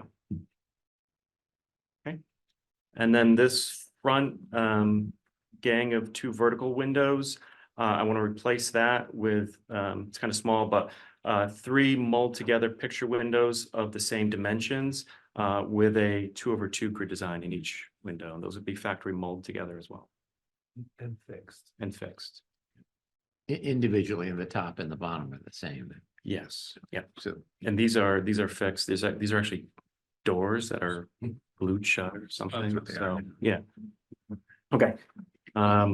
So that's it for the windows. So all of the trim will be completely replaced around the windows. It'll be 5/4 by 4-inch AZAC with the traditional sill, and then all of the corner boards, skirt boards, rakes, eaves, vented soffits, all that will be replaced with AZAC as well and painted. Okay. And then siding, the current siding is this pretty low grade vertical 8-inch cedar channel siding. And so that's all going to be replaced with James Hardy smooth clapboard 7-inch reveal. Okay. Right. So moving on to the roof. So there are 2 skylights, one in the front and one in the back. You can kind of see them from public spaces. I want to remove those, as well as a large exhaust hood on the back of the house. Those won't be, the skylights won't be replaced, and everything will be reshingled with the Timberline architectural shingles. And here's a photo from Noank Road of that exhaust. It's an old exhaust from an oil burning furnace and fireplace that have been removed. So that will go, and eventually it will be replaced with, a much more modern, stainless steel and aluminum, exhaust. Once a fireplace is replaced inside. And then lastly, so materials, like I said, Anderson 400, all the siding will be James Hardy. The trim elements are all AZAC. The roof are the Timberline architectural shingles, and the gutters are just standard seamless aluminum gutters. Okay, that's it. Any questions? A major facelift. Yeah. Yeah. I remember that house since I was a kid. I grew up on Irving Street. It's gonna be a major facelift. Yeah, it's gonna look pretty different, so. Okay, good. Thank you. Thank you. Appreciate it. Very good. Any questions? No questions. Anyone in the audience, anyone to say in support of the application? Anyone against the application? HDC 24-0019 is closed. HDC 24-0020 37 Pearl Street. Come on up.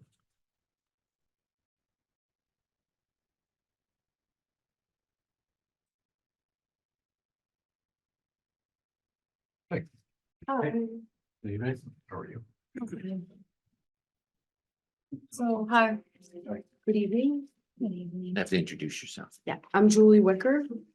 I'm the homeowner of 37 Pearl Street. I'm Alexander Orlando. I'm also the homeowner of 37 Pearl Street. And we are going to be replacing our front steps and our taking out the bushes and then putting in a picket fence at the front of the house. We came in 2 weeks ago to talk to you about that. Thank you. So it's like you've never been. Yeah, just. Okay.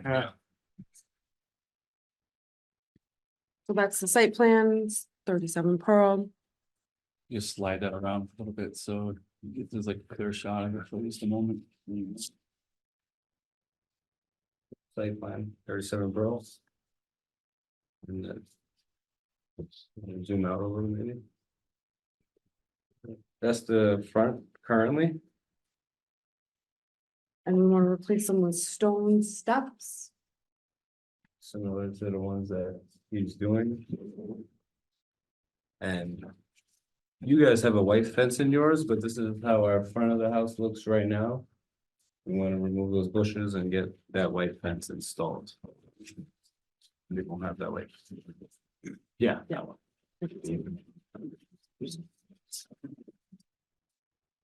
Do you have a list of materials in your application, what that fence is gonna be? Yeah, we have them in the application. So this is gonna be either wood or composite. And then the stone stairs are gonna be blue stone. Like blue treads. I'm sorry, did you say bluestone? Yeah. Okay, thank you. Specific, which you're gonna do with the fence, wood or composite? So I was Sort of hop- have to say. yeah, I was hoping to do composite, but I'm actually having a really hard time just finding like that small kind of piece. So I'm thinking I might just end up doing wood, probably like cedar wood. Just because they're easier to find like in panels. Does the application say one or the other?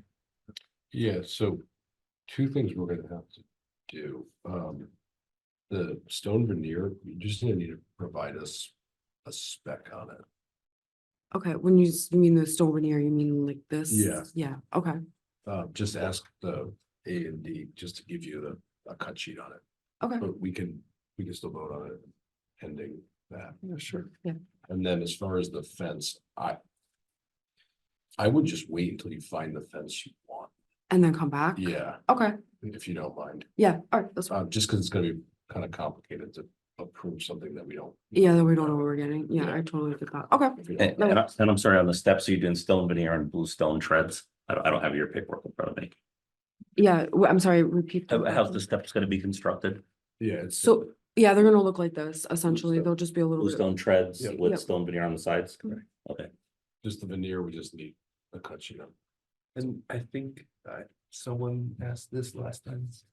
Railings? Yeah, That so you they'll said- be, the railings will be, they're gonna match the existing railings as I think that was your suggestion last time. Yeah. that, you said that the ones that we have currently are like appropriate, so we're just gonna match them. That's real. Do you want to wait and present us something, or do you want to just approve them as? Yeah, I mean, they're gonna look like this, like we like these kinds of posts, like you wanted them, like you said, that they needed to be thick. If you make them exactly like that, I don't think we need to do anything. You can just do that. Okay, If they're different, yeah, then we'll have to come back, yeah. No, they're gonna be like a thick post with like white railings Yeah. and then, as long as you match them, you'll be able to do it yeah, okay, regarding that. You just tell your contractor to match what's Yep. there. Yeah. okay, Obviously, if you put up something different, then. yeah, okay.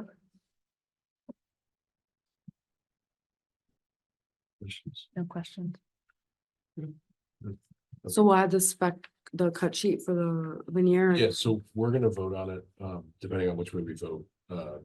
Mhm. If we vote yes, then we'll make it contingent upon you just providing it, so you can just send it an email. Yep, okay, And then we'll just say that the rails are a match existing, and then we'll just eliminate the fence part and. yeah, we'll come whenever you back. Find Alright. something, you can go back. Yep, that works. But you could, those bushes, if you want to take them down. Yeah, we already took them down. Yeah. Yeah, I've been dying to take those down since I moved in. They were gone. You not have one, you want? I'll give it Okay. that. Wait a minute, then. Oh, you got it, okay. Thank you. All set, thank you. Appreciate it. Thank you. Does anyone in the audience have anything to say in support of the application? Anyone against the application? Right, HTC 24-0020 is closed. We'll move on to consideration of public hearings. HTC 24-0016 Water Street. This is the sign. And then is there any discussion, comments, motions? I just have one, I guess, question, maybe to you and Tim, and that's not on the sign. This is the buildings I brought up a lot that I think has a lot of unpermitted work, and it's not Hershey with their sign, but how are we dealing with that moving forward? Planning department is dealing with it regarding the approved ASP.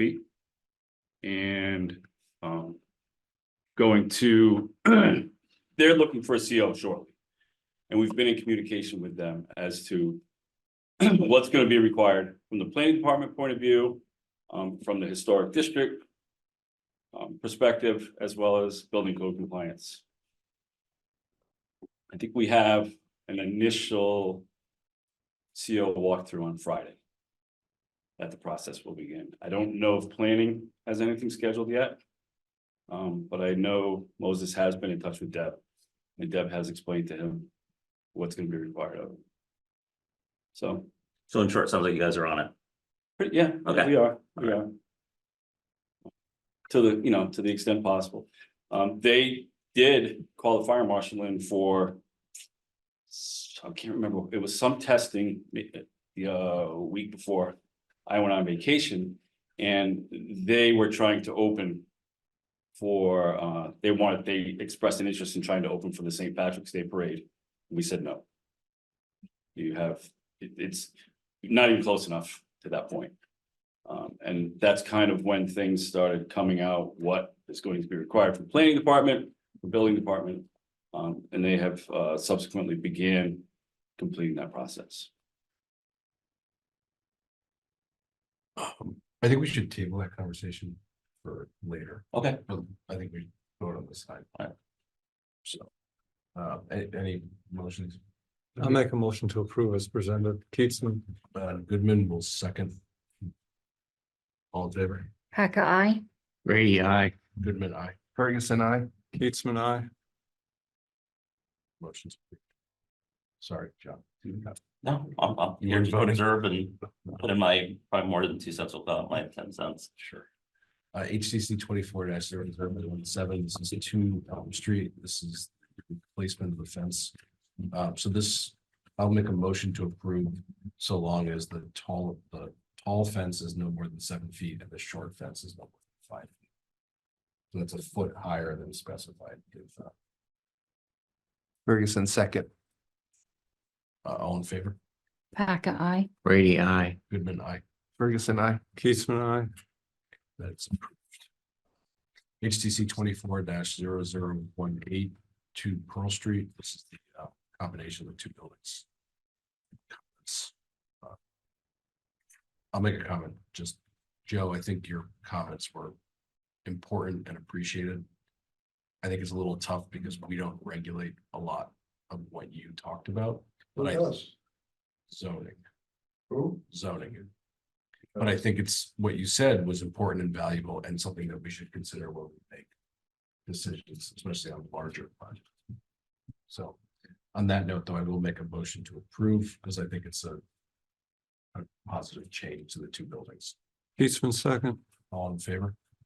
Paca, I. Brady, I. Goodman, aye. Ferguson, I. Keatsman, I. HTC 24-18 is approved. HTC 24-0019, this is 35 West Mystic. This is the windows, the vent on the roof. I'm excited to see the transformation and we'll make a motion to approve. Yeah, we've been waiting for years.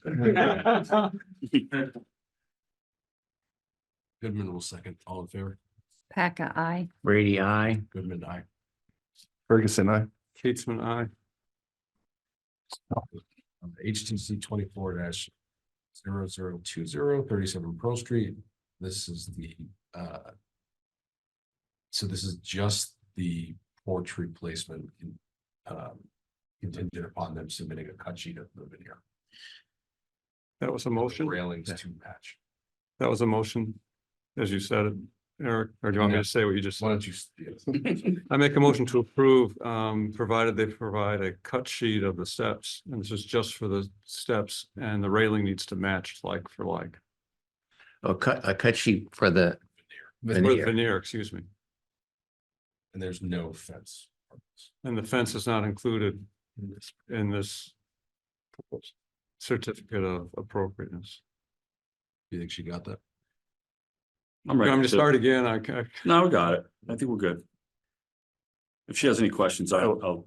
Ferguson, second. All right, in favor? Paca, I. Brady, I. Goodman, aye. Ferguson, I. Keatsman, I. That is approved. Thank you all. You can stay or no. This is everyone. Now, can you grab that sheet?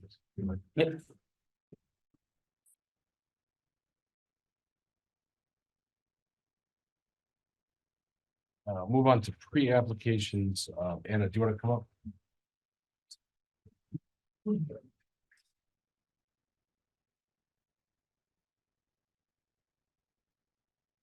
You, Peter, you here with her? or no?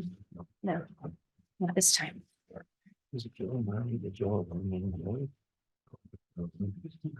But I thought the sheriff was. He did say zoning, right? Yes. How is zoning responsible? I'm just confused. It's not a question. Always change of use. I mean, It's a residential area. but all we do is like facade.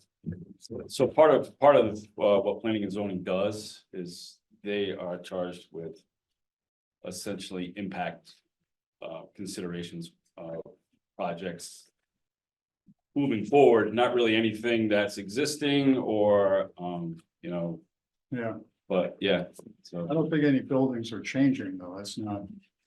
Well, so there is some changes that go in front of the board and there's even minimal changes have to come in for a staff level review at an administrative level.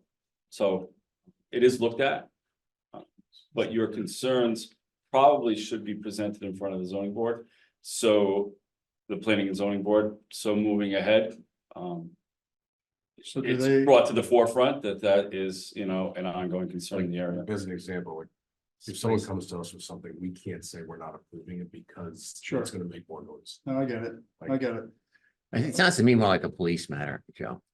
Well, I mean, I understand your some I've already frustration, talked to your that. frustration, but in other words, and it it's only sounds like become a, worse. it's not as though the behavior issues that you're discussing, which I know are real. And you can't really pin them on any particular approval of any particular business or anything else. It's a, Change in town. yeah, but it's a I- police I'm sorry. behavioral issue. It's always been illegal to block somebody's driveway. It's always been illegal to drag race up and down Pearl Right, Street. but those are police issues, Joe. I understand, but when the police don't listen, then what? Have you talked to the community service officer, Joe? I don't know. Officer Fifi? Oh, he's been in my house a half a dozen times Sharif has. at 2 a.m. Or the town council. I haven't done the town council. It's just not, Letter to them. we're like windows and doors and Yeah, siding. I get it. No, I get it. Well, I'm here out of desperation, to be honest with you, because I'm ready to sell my house. I would I can't live there anymore. zoning and the town council. And the town manager. Town manager, Yeah. okay? I'll try them all. Thank you. I don't have a lot of hope though. Gotta be honest. Take care, folks. Thank you. Thank you. Thank you for letting me know. These have been issues in downtown, say for 20 years. Let's go. Absolutely. It's just more people. I think there was a stage to have an officer station on there that they don't anymore, and that's a big deterrent. No, I didn't think there was when you went out 20 years ago when I used to go out. Well, not 20. We weren't smashing beer bottles against people. Yeah, Everyone knew each other. right. It was just different. The bars were different, the respect was different. But anyways, I'm sorry. No, I have problems too, and I'm way up on the hill. I hear everything. But yeah, it's a problem. Anyway, What would you? I would like to, And it's already on the agenda, so we don't have to make a motion to put her on, right? I want to add a fence to the front from the house in front of the new cottage and building all the way over to the other side. So, these were submitted. Go ahead. Sorry. You can put them right now, yeah. There. There's the cottage I'm building and in relation to my house. And there are this little specs on it. Here's a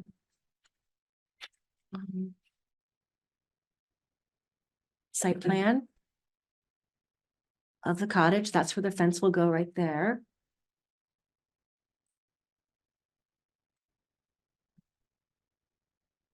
Anything else?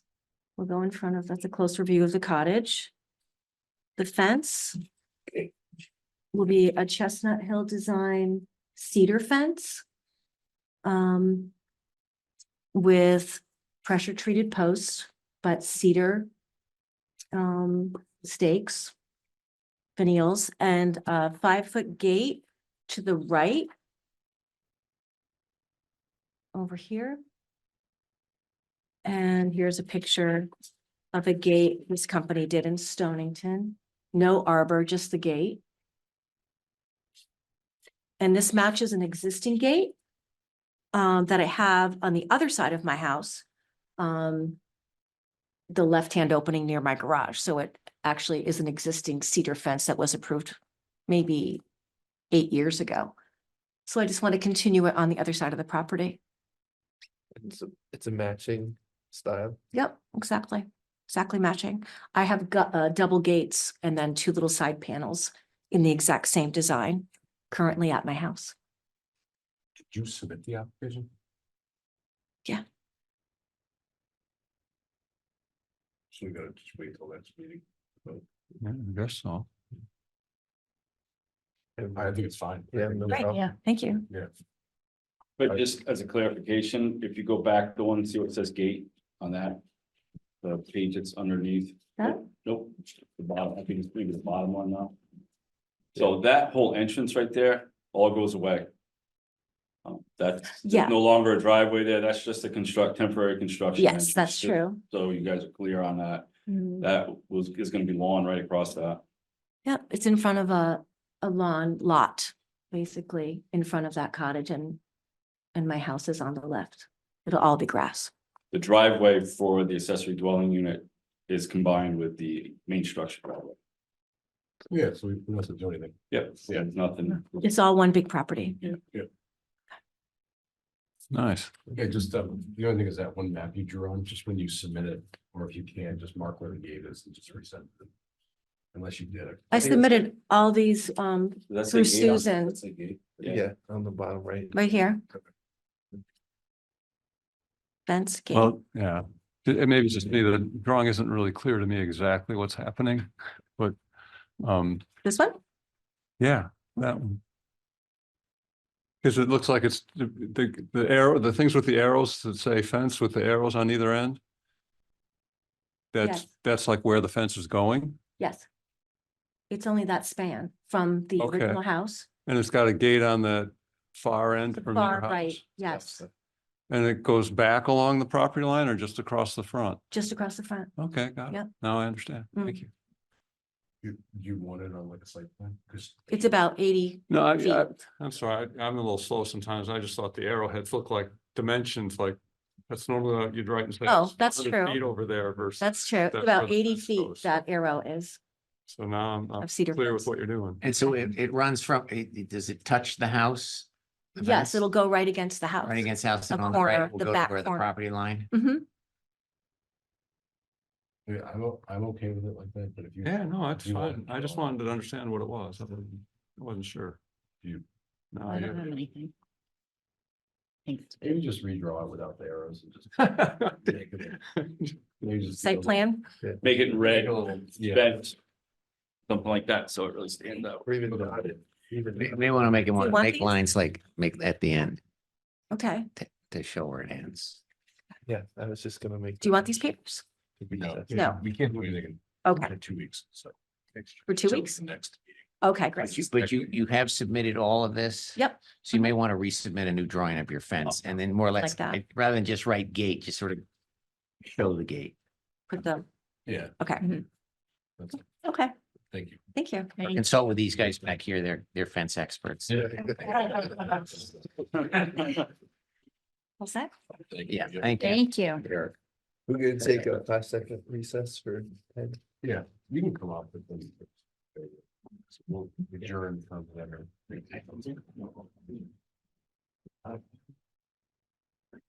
Is it the three of you? Oh, you guys all together?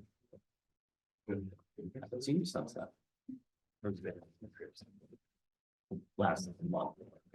Last Do meeting. you wanna make a motion to recess or? Nice. Oh. Are you still recording? So you have to come back to relax your vacation. Random. I'll make a motion to add 5 Park Place to the pre-apps. Second, Keithman second. all in favor? Becca, I. Brady, aye. Goodman, aye. Ferguson, I. Keithman, aye. Great. All right, Go for it. Peter Springsteel, architect. I'm here tonight representing Tim Kohler and George Majewski, the owners of 5 Park Place. And I've got a site map here, or a neighborhood map, so you can see the property is right here. Let me know if you want in or out. That's good, I'm on it. Okay. So they're about halfway down Park Place on the left side. And these photos represent the buildings that are on this lot. This lot's a little unique. It's got 2 houses on it. There's a historic Greek revival up in the front that's been covered with non-historic materials. And we've got a early 20th century building in the back that's also a dwelling, it's a full dwelling. And then there's a garage in the back as well, that you can see in that photo right over there. And that garage is on its way to falling into the ground on its own. There's like a 2-foot bow in the back. So that's gonna come down and we're gonna put a different structure there. So basically, we're looking at this sort of comprehensive master plan. It may not all happen at once. It's not gonna happen all at once, I'm sure. And that's when involved renovating the main building, both the interior and the exterior. Peter just scoots it. Yes. Thank you. So Park Place is out here. This is a facsimile of the fence that these guys were in last time, got approved. And so this is the Greek revival, the historic building up front. This is the existing house in the rear. This is a replacement structure for where the garage is right now. We're using the same footprint, and this is going to become a studio building. And then this structure here is a garage. There's no building there right now, so that's a totally new structure. On the main house, we're gonna be adding a portico. You can see right now that there's no portico in the front of the house. There probably was at one time. My guess. We're gonna restore the big pilasters that would have been on this as a Greek revival, the water table, clapboard siding. A lot of the Greek revivals, they have a flat board panels up in the gables, so we're gonna restore those. I'm not sure that we're replacing the windows. Are we gonna keep the windows that we have? We have to. Yes.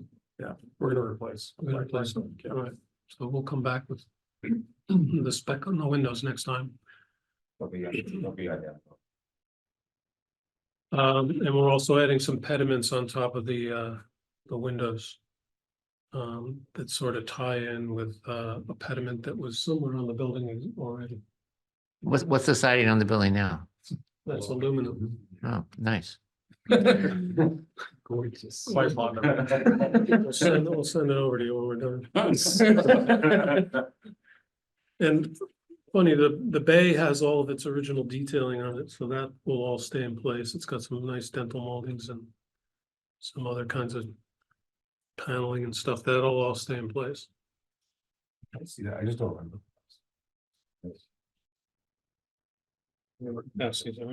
It's a couple down from Alice Foley's house. It's next door. Next door. Yeah, right next door. Have you guys met Alice? We haven't met Alice yet, yeah. Make sure you have an hour to speak to her. I know her very well and she will tell you the history of that road, but just take an hour or maybe hour two. Did you know the woman who lived in? No, I just know Yeah, we Alice. bought it from her state. Yeah. And it was there for like 2 years and essentially did nothing to the house, so. I think Alice bought her house in 52, she told me. Yeah. But she's 90 something. 64. She's 96 now. Yeah. And also, I forgot to mention, there's gonna be a pool in the backyard here. An in-ground pool with a spa. So, You see it, on the street, no. enjoy your pool. And here, you can see it. Don't say You can find us all. Fine with me. HDC meetings from the pool. He's like, There's public meeting chats. Yeah, it was wrong. Peter, can I ask a question? Sure. The pool looks like it's kind of in an open area. Is there gonna be a proposed pool barrier? So I've asked these guys to explore the pool, what it's gonna be, and I think some of the pools, is there exception if you have a certain kind of cover? Yeah. So yeah, they're no gonna back look- cover.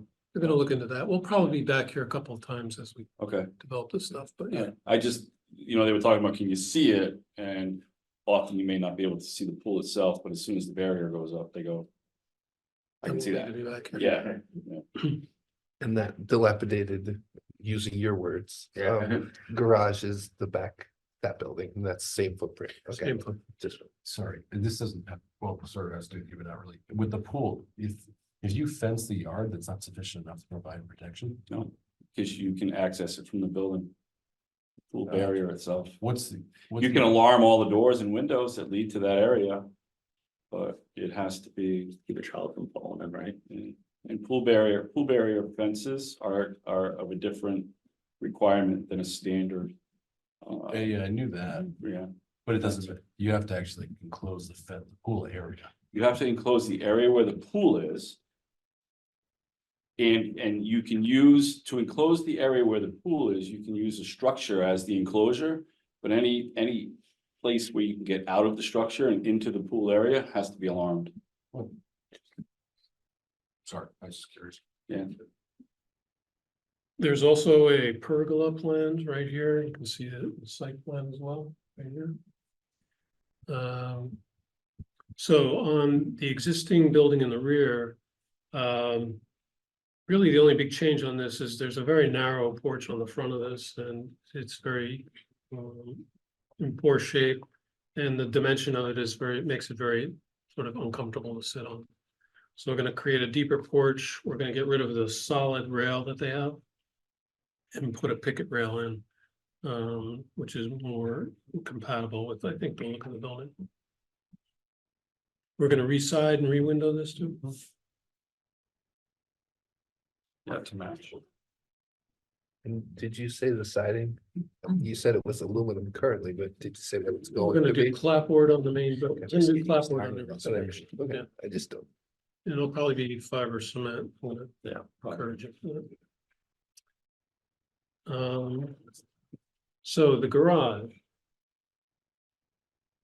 In that three-dimensional bird's eye drawing, it might look a little unusual, and it is.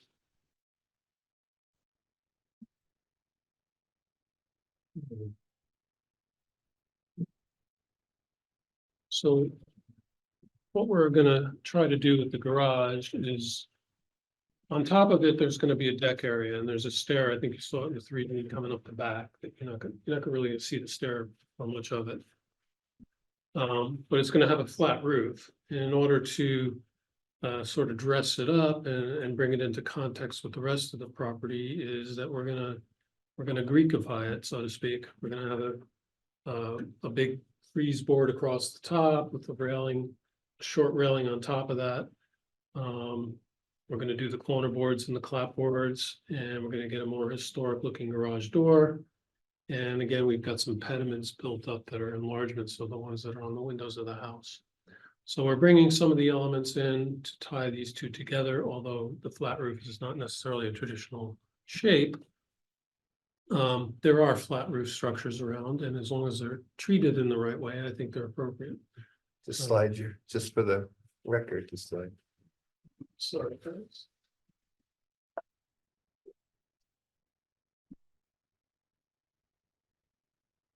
Couldn't put the pool up there. Don't give us any idea. Honestly, I think the bottom picture looks really great. The I top did. picture, not so much, but that just might be perspective. I don't know what it is, maybe because it's the two-town. I don't know. It's just, but I think the bottom looks fantastic. Yeah. Good.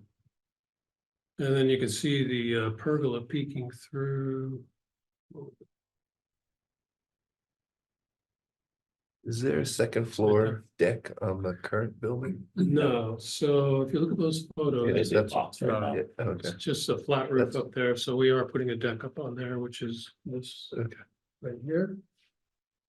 And I think that actually ties us back to the building better than just that flat L off the side. And then you can see the portico in perspective here as well.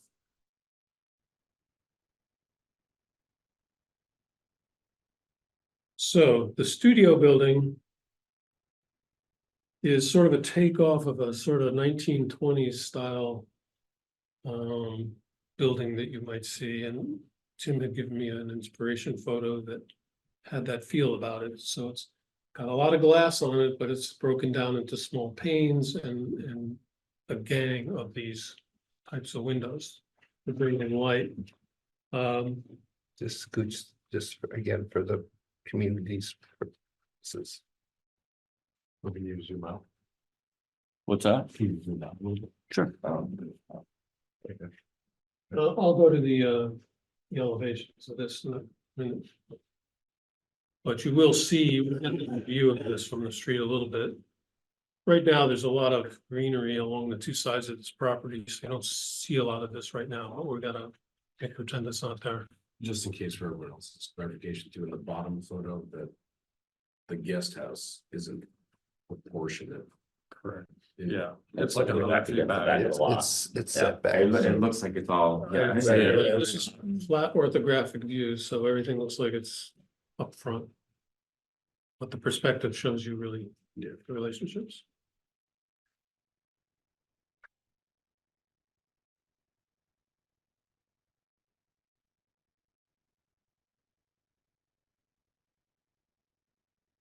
So these are various elevations of the buildings. So this is the studio building. So again, we have these somewhat large panes of glass, but they're all broken up with mutton bars in a very regular pattern. Gable roof. I do show shingles on here. We're going to change that to the clapboards. And we'll have all the roofs will be architectural asphalt shingles. That glass wraps around the side, only on one side right here. The other side of the building is right up close to the secondary dwelling in the back here, so there's no windows there. And this building is taller than the garage that's there now, but it's within the regulations for height for an accessory building. So that's gonna grow like 8 feet more tall. Yeah, about that, yep. This is the stairway in the back of the garage. I had this little change in the roof line of the garage as you go down towards the back. But Tim and George want to just take that cornice line all the way to the back, so it's all continuous one line. Can you do anything to break up the west side? So Like a little like pergolas? I'm just thinking, maybe that's what the thing in that one photo was bugging me. It's just, it looks like a big. So on this side here, we're gonna do some windows. This is the east side, or the north, it's north, really. This is the north side. So if you're standing in the street, You're looking at the house. looking at the house, this faces back to the house. So that's the right side. Yeah, The left side, can you do anything? Maybe Yeah, like- we can. We can definitely match the windows on both sides. this side here. Yeah, what about a little like floating pergola, or match the windows or something, just something in that photo. I mean, it's way in I have a comment. in that middle one. It just looks like a big slab. Yeah, I'm just afraid you're gonna be driving down the road and you're gonna look, and it's gonna take away from the beauty of the house, because you have this Sure. like box. Yeah, we can do something there.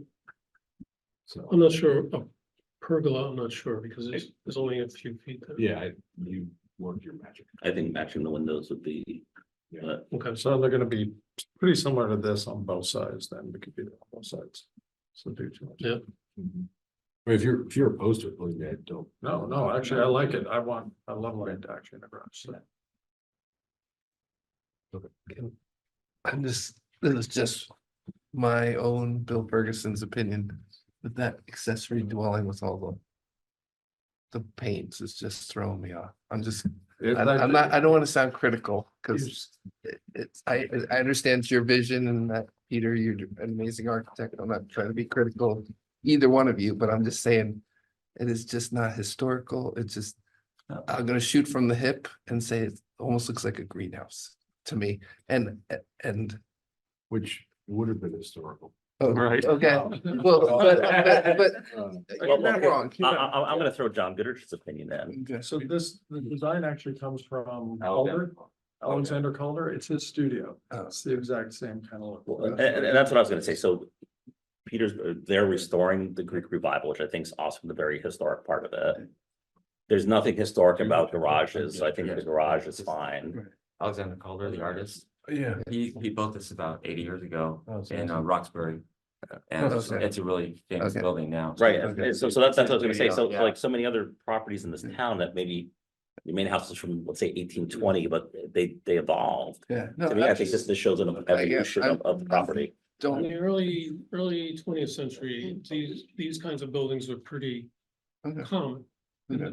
We're trying to mimic what's probably was a metal window. Yeah. With the small Thank panes. you. That was pretty common, so that's a historical style now. So Okay, all right, I just, we're like I mixing said, it in here. that's my 2 cents. I like the building. I'm with Todd. I think the whole concept's great. Listen. Oh, yeah, no, and I'm not trying to take away from the rest of. Yeah, you can't come to the pool anymore. We'll wait, Unless we'll it's wait the for you to ground. roll, Bill. I'll be like, I'll be on the other side of the fence. I just have one comment too. You look at the view from Google Street View. You're gonna have to kind of. like, Yeah, no, and So just shoot from the hip. I think it's cool. I like it. I think the whole thing's great. personally. Great, thank you. Yeah, that's good. All right, My only 2 cents would just be fixing that one. yeah, Left side. I think we agree. Yeah. The south side of the garage. Sure, yeah. North and south, what can I do? And then I think the rest of it, I think you have a really good sense. You have a really good sense of rebuilding stuff, so I think whatever you specify is gonna be. All right, well, we'll come back with a full. material My choice. only other comment is that the accessory structure in the back still looks like hell to me. The house? Yeah. I mean, putting This I type think of, this will help. Yeah. That might help Putting a in the little. porch will help a little bit. Still. You're absolutely There. right. It's not beautiful. No, it's raised board with top or something? See that railing on there? Yeah. You know, that's gonna go away, so I think that's gonna help all A little. When was that building built, do you think, Peter, the back building? I think it was inside work. 1910. I was gonna say it was like a 1910. Shutters might help. Right. Oh, yeah. Yeah, there were shutters on it now, right, Peter? No. Oh, Yeah, that there's- picture showing Yeah, there's shutters. shutters. Oh, there is, awesome. Did you throw a bigger corner post on? Yeah, shutters might dress it up a little bit. That's final, I believe. Good luck. Yeah, it is. It's aluminum. Man, vinyl and aluminum, what a great combination. Oh, God. I get the sense you'll get annoyed with it, want to redo it at some point, so we'll see you. You don't see this again. All right, thank you guys. Appreciate it. Thank you. Thank you. Sorry, good luck. I could be wrong, but I believe the Mystic Museum of Art has a cauldron. Oh, really? Yeah, in the club. Really? They do? Yeah, we had a person pass away and give like a variety Yeah. of like not your traditional mystic artists. But I could be 100% wrong, but they have a variety of Is it a mobile? Sculpture? Oh, you don't. Is that a sculpture or? I think it's a mobile one. Oh. So, but I don't know, again, just poke your head in and, but use Todd Brady's name, not mine. Thank you. Thank you, Peter. Okay. Any public communications? Thank you. Yep. Approval of the minutes from March 19th. I make a motion to approve the minutes of the March 19 meeting as submitted. Seatsman. Second, Brady, second. all in favor? Becca, I. Brady, aye. Goodman, aye. Ferguson, I. Keatsman, I. Minutes are approved.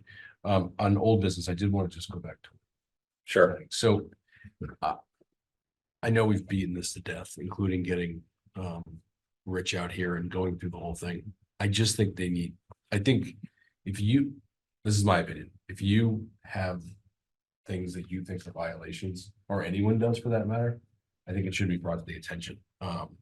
There was some conversation about that, like, I don't know, felt plastic, whatever divider thing in the back. The tent that's been there for 3 years, like those type of things too. They're all unapproved. So they either need to be removed or he needs to come in for an application for it. I don't know, that sound barrier or whatever that thing is. And then if you see stuff, Yeah, I'm gonna come to the office and pull the file and just go but through it. I really don't think you can approve it unless it's fixed. And I don't want to stop that. Well, I think that's the plan. So the planning department has already approached him about this, and especially the rear area.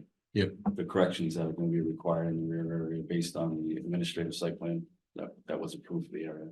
So if there's something there that is not on that administrative site plan, he's not gonna get, it's not gonna move forward toward a certificate of occupancy. Right. I don't know how you deal with the things that weren't finished either. That's where I think it raises some questions too. I mean, it seems like they put the air conditioning screening up, which is great. Mhm. But some of the stuff in the back was never finished. But it was part of what was being done, so it's this fine line of, And I have not assessed yet yeah, what the actual conditions are versus what has been approved. what I Just just, typically don't do that throughout the process and. Yeah. And check them. no, but It's, for their benefit, and especially like their employees and starting a business and everything, which I understand. Be taxing and expensive. What I also don't want to do is find at the last minute, you're like, oh, hey, guys, you can't open. Because- so. We have given them a lot of notice. I was out there quite a while ago. I did a walkthrough when the new owner was taking over to, I walked through with the new owner, I walked through with him and I said, and this was probably 2.5, maybe 3 months ago. I said, you guys understand, you have an HDC approval that you have to adhere to. You have a site plan that you have to adhere to, and you have building code within this building that you have to adhere to. Yep. And all that's gonna be checked before anything can be considered completed. And they were, yep. Okay, because what I also don't want to occur is I don't want to be mediating between staff and commission members So either. I think. we regularly deal with people thinking, I'm gonna call on Thursday and get a CO on Friday. And it's often a shock to them when they realize the steps that they have to go through. WPCA, the whole, everything, you know, for grease traps and all that is looked at comprehensively. Yeah. It's somewhat of, it's often an education process for people. We try to, throughout the process, be, like, give them a heads up as to, you know, what the next step is, what's gonna be required of them, et cetera. Yeah. Not everybody focuses on that. A lot of people are focused on their finish line and not so much ours. So And it does get dicey sometimes. let me just should cut you off for a second then. If you gave them ample notice, I'm happy with that. Yeah. What I just want to be clear about is I don't, as chairperson, want to be mediating between you and members of the commission regarding what was not done or whatever. So I think what that means is that if there are violations or things that were not finished, I think if you can email them over to me, if anyone has any comments, and we can deal with it when he goes to do his final inspection, so that you're not also approving it, and then we're back to where we were before, where we're That's fighting fine. with If you guys have input. Yeah. As the process moves along, that will certainly be taken into consideration when I Sooner visit the site. Yeah, well, I was like, set up, like, what I was here a couple, 3 days ago, I just pulled the file and if I have any questions, ask you and take notes and send it to him. And then we can address them, and if they have to come back, they come back and they get it approved, or they don't get it, whatever, but. I do have another question though, and this has got nothing HDC wise, you know, a number of the condo residents behind there had complained at a town council meeting I was at that the bathrooms were insufficient in Pizzetta and people were leaving themselves in the parking lot. So I just want to, so is there a bathroom requirement in a building in this town or no? They don't- Absolutely. Okay, Yeah, you need X amount per square foot, there's a whole. yeah, all right. yeah. It's all, the plumbing code has fixture counts based on your occupancy count, certain numbers of fixtures based on male and female occupancies. That's just Split John one asking of the questions, not the HDC, just because it came up Yeah. at a town council meeting. It also doesn't seem like the clientele.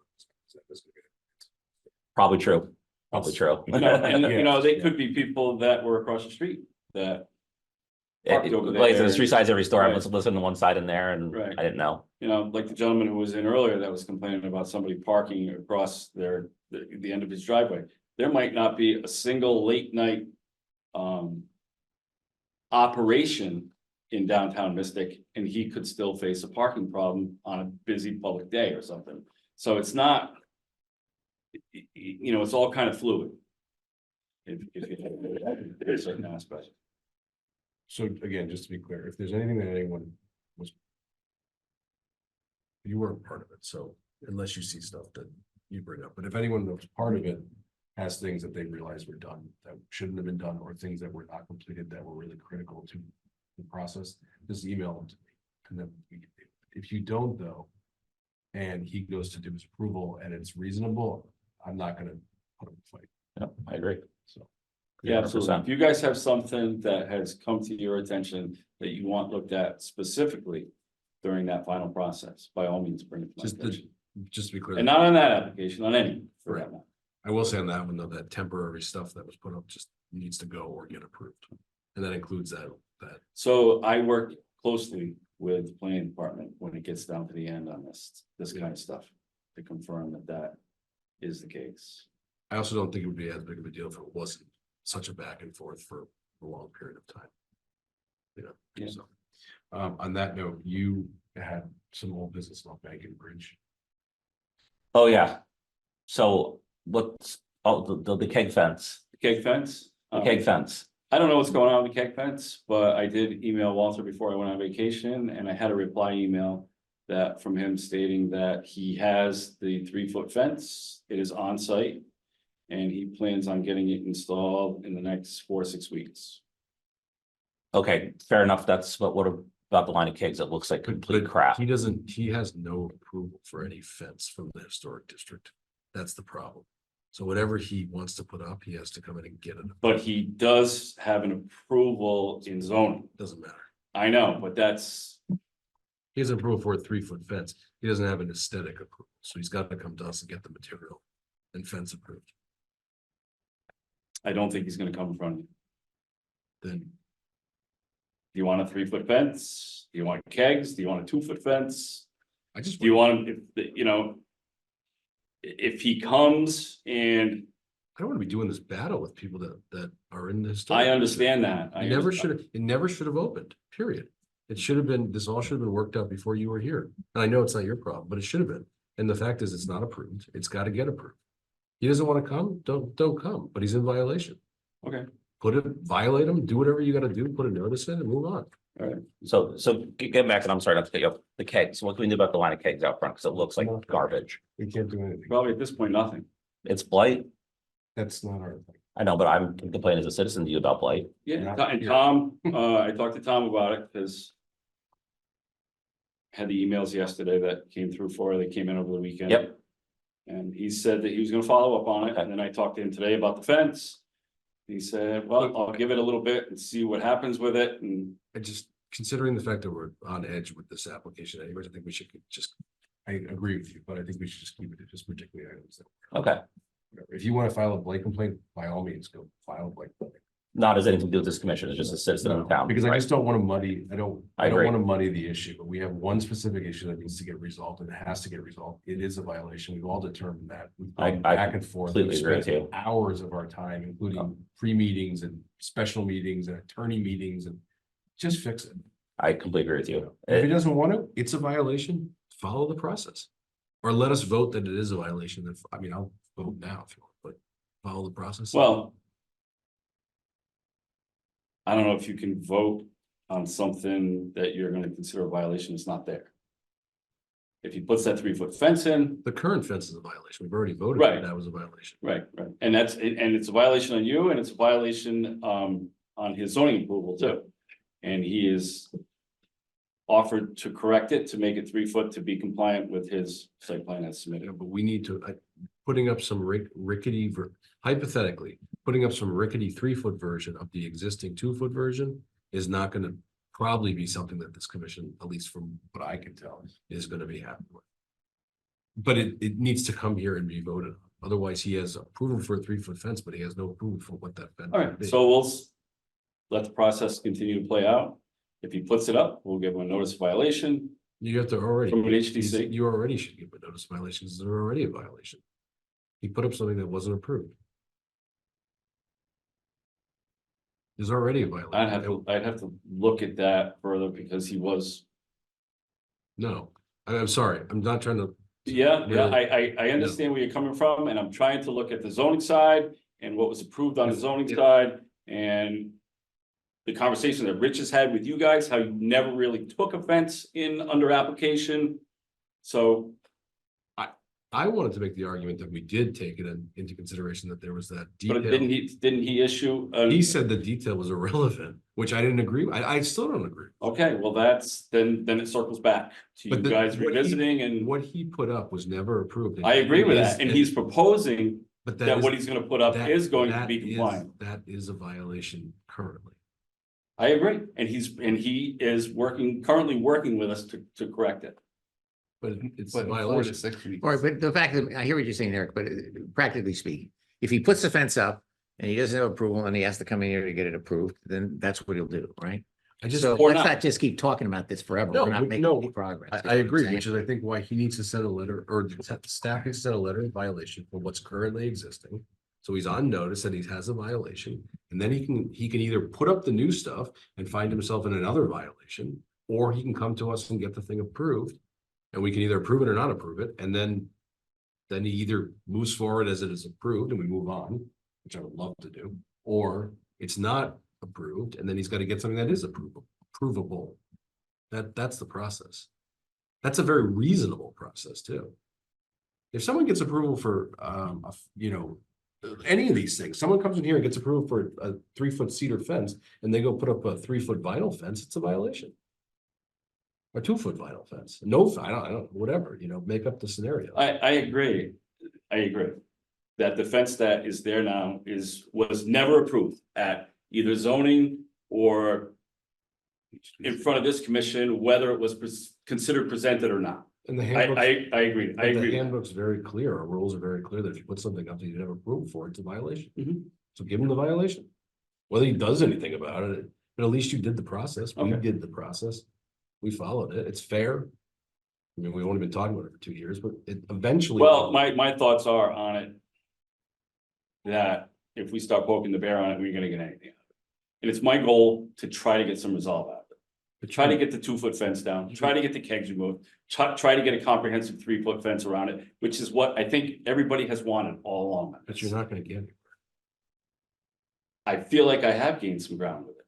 I have communication with him. I have an email chain with him he's stating that he's gonna do it. He's stating the fence is on site. But he's gonna do something that he doesn't have an approval to do, and so it's not, you're only. Respectfully, I think you're only making it worse, because he's gonna put up something that he thinks is gonna solve the problem, and then most likely he's gonna come back here, He's putting up something that he believes has been approved. but it hasn't. It has been on the zoning side. Doesn't. I understand that. I understand that. It is worthless. So do you want me to send him a notice of violation for the 2-foot fence that's there right now? Yeah, And then when he comes in, or doesn't come in and puts the 3-foot fence up, I gotta then send him a notice of violation? yeah. Because you should do that for anyone if they do the same thing. I know it sounds ridiculous, I get it, but it is the process and it's fair. He's currently in violation for putting up what was not approved. And he's aware of that. If he changes it to something that also isn't approved, he's still he's just in violation again for doing something that he shouldn't have been done, period. He shouldn't have done in the first place either. What he just should do is just get the details, come in, send an attorney, send an architect, send his manager. He has a I don't know, like a business manager or something. Send her, Pretty much. send him. He I don't handles know. everything, which if I was going to encourage him to come in, I would encourage him to, to send Or her. send the application and don't come. We've had that before. We don't need the particular person to be here. Send it in as a presentation. Let us vote on it. All right, I'll follow up on it. Can I make a comment as a resident, not a commission member? As long as it's related to this. It is. So I gotta be honest, I don't think, you said don't poke the bear. I think the gentleman enjoys being the bear. So you got the fence. You got the kegs, which you may or may not be able to do anything with. Then you had chalk out there so you could write on the side of the building. And I can think of at least 3 different occasions. I've had friends come from out of town. We've had dinner elsewhere and they see that place and they go, OMFNG, what is wrong with that place? So if they're saying that, there's probably a lot of residents and visitors to the town that think the same thing. So I appreciate you want to poke the bear, but I think you're past that. I think he enjoys pushing the envelope. Well, maybe using the statement poke the bear is not appropriate. I feel like I'm gaining headway toward compliance. And I don't want to cut that off at the knees at this point. Well, okay, But I also think that this has been going on for so long, and lately, you said you were gaining ground with him before I went to France, and that was in January. Right. And he said that that's when he said that he would get it done by the spring season. But he has nothing to get done. That's the problem. He has nothing approved. If someone goes to zoning and gets an ADU approved, that doesn't give them the right to go build an ADU. They have to come here and get it approved. Right. It's the same scenario. Smaller, but it's the same scenario. They have the right to go to zoning, and zoning may say like, okay, you gotta get HTC approval, but you know what the heck, we'll just vote on it. You go get HTC approval and show us that you have HTC compliance, and we'll be okay. Well, that's where the disconnect was there wasn't, what was approved here was then presented to them and changed. But that's so And different. then the plan was changed and I agree with then it came back here, looked at. I agree that it was a messed up, Yeah. situation. I totally agree with that. But that's, if I said to you, I'm not happy with the way that zoning handled it because they messed it up and now we're on the other end, you'd say too bad. It's the same thing. We have no rights over them and they have no rights over us. I know it stinks, but everyone just wants a 3-foot fixed fence, right? well, Yeah. Can I ask? And I don't want kegs out front. Can't do anything. Got Would it. having a joint HDC zoning meeting to act as a unit front? You can't. There's no way to do that. Okay, I was just, You can't do it. There's no rules, no ability. Right, I don't think. okay, I just was It's a great idea, but I I don't think mean, it's allowed. you could have a special meeting and one board could invite the other. I don't think, it's not worth that much time. I agree. Okay, I'm just- It's not worth the time that I've spent in it. I've spent on it at this point, given everything else I've gotten and you know, but. I think that you should reconsider that statement politely, because I do think that everything that is out of character, unapproved, whatever, in the town that contributes a lot of money to the town, the tourism and everything else, and also as a place that like we care about, we live in, is important, whether it's a small violation or a big violation. I agree. My position on it is the amount of time that has been allocated to it between me, Tom, the town attorney, money spent versus what the results are gonna be. They're not gonna be dramatically different. Even if you guys get everything you want. That's my opinion. You may feel different. Then he gets stuck with a violation. If he goes to ever sell it down the road, he's stuck. That's it. It's no different than a lien. That's the reality, but that's the rules. This commission held, not us, but held up the sale of someone's home because of a roof pitch. I mean, that's ridiculous. That's ridiculous. This thing looks like garbage. I And we've agree. been squawking I for agree. 2 years. I agree. Everyone consistently has, even the people that don't normally agree. It just should, it's not only does it not look good, but there are other factors, and John's right. Violates the alcohol, it's a zoning thing, it violates, the something else that you said that you were correct about, like, there's more things to it, it just should get corrected. Just not talking about like Mike Hardesty ripping the half of his garage down because former commission members didn't like how it looked, even what was the difference?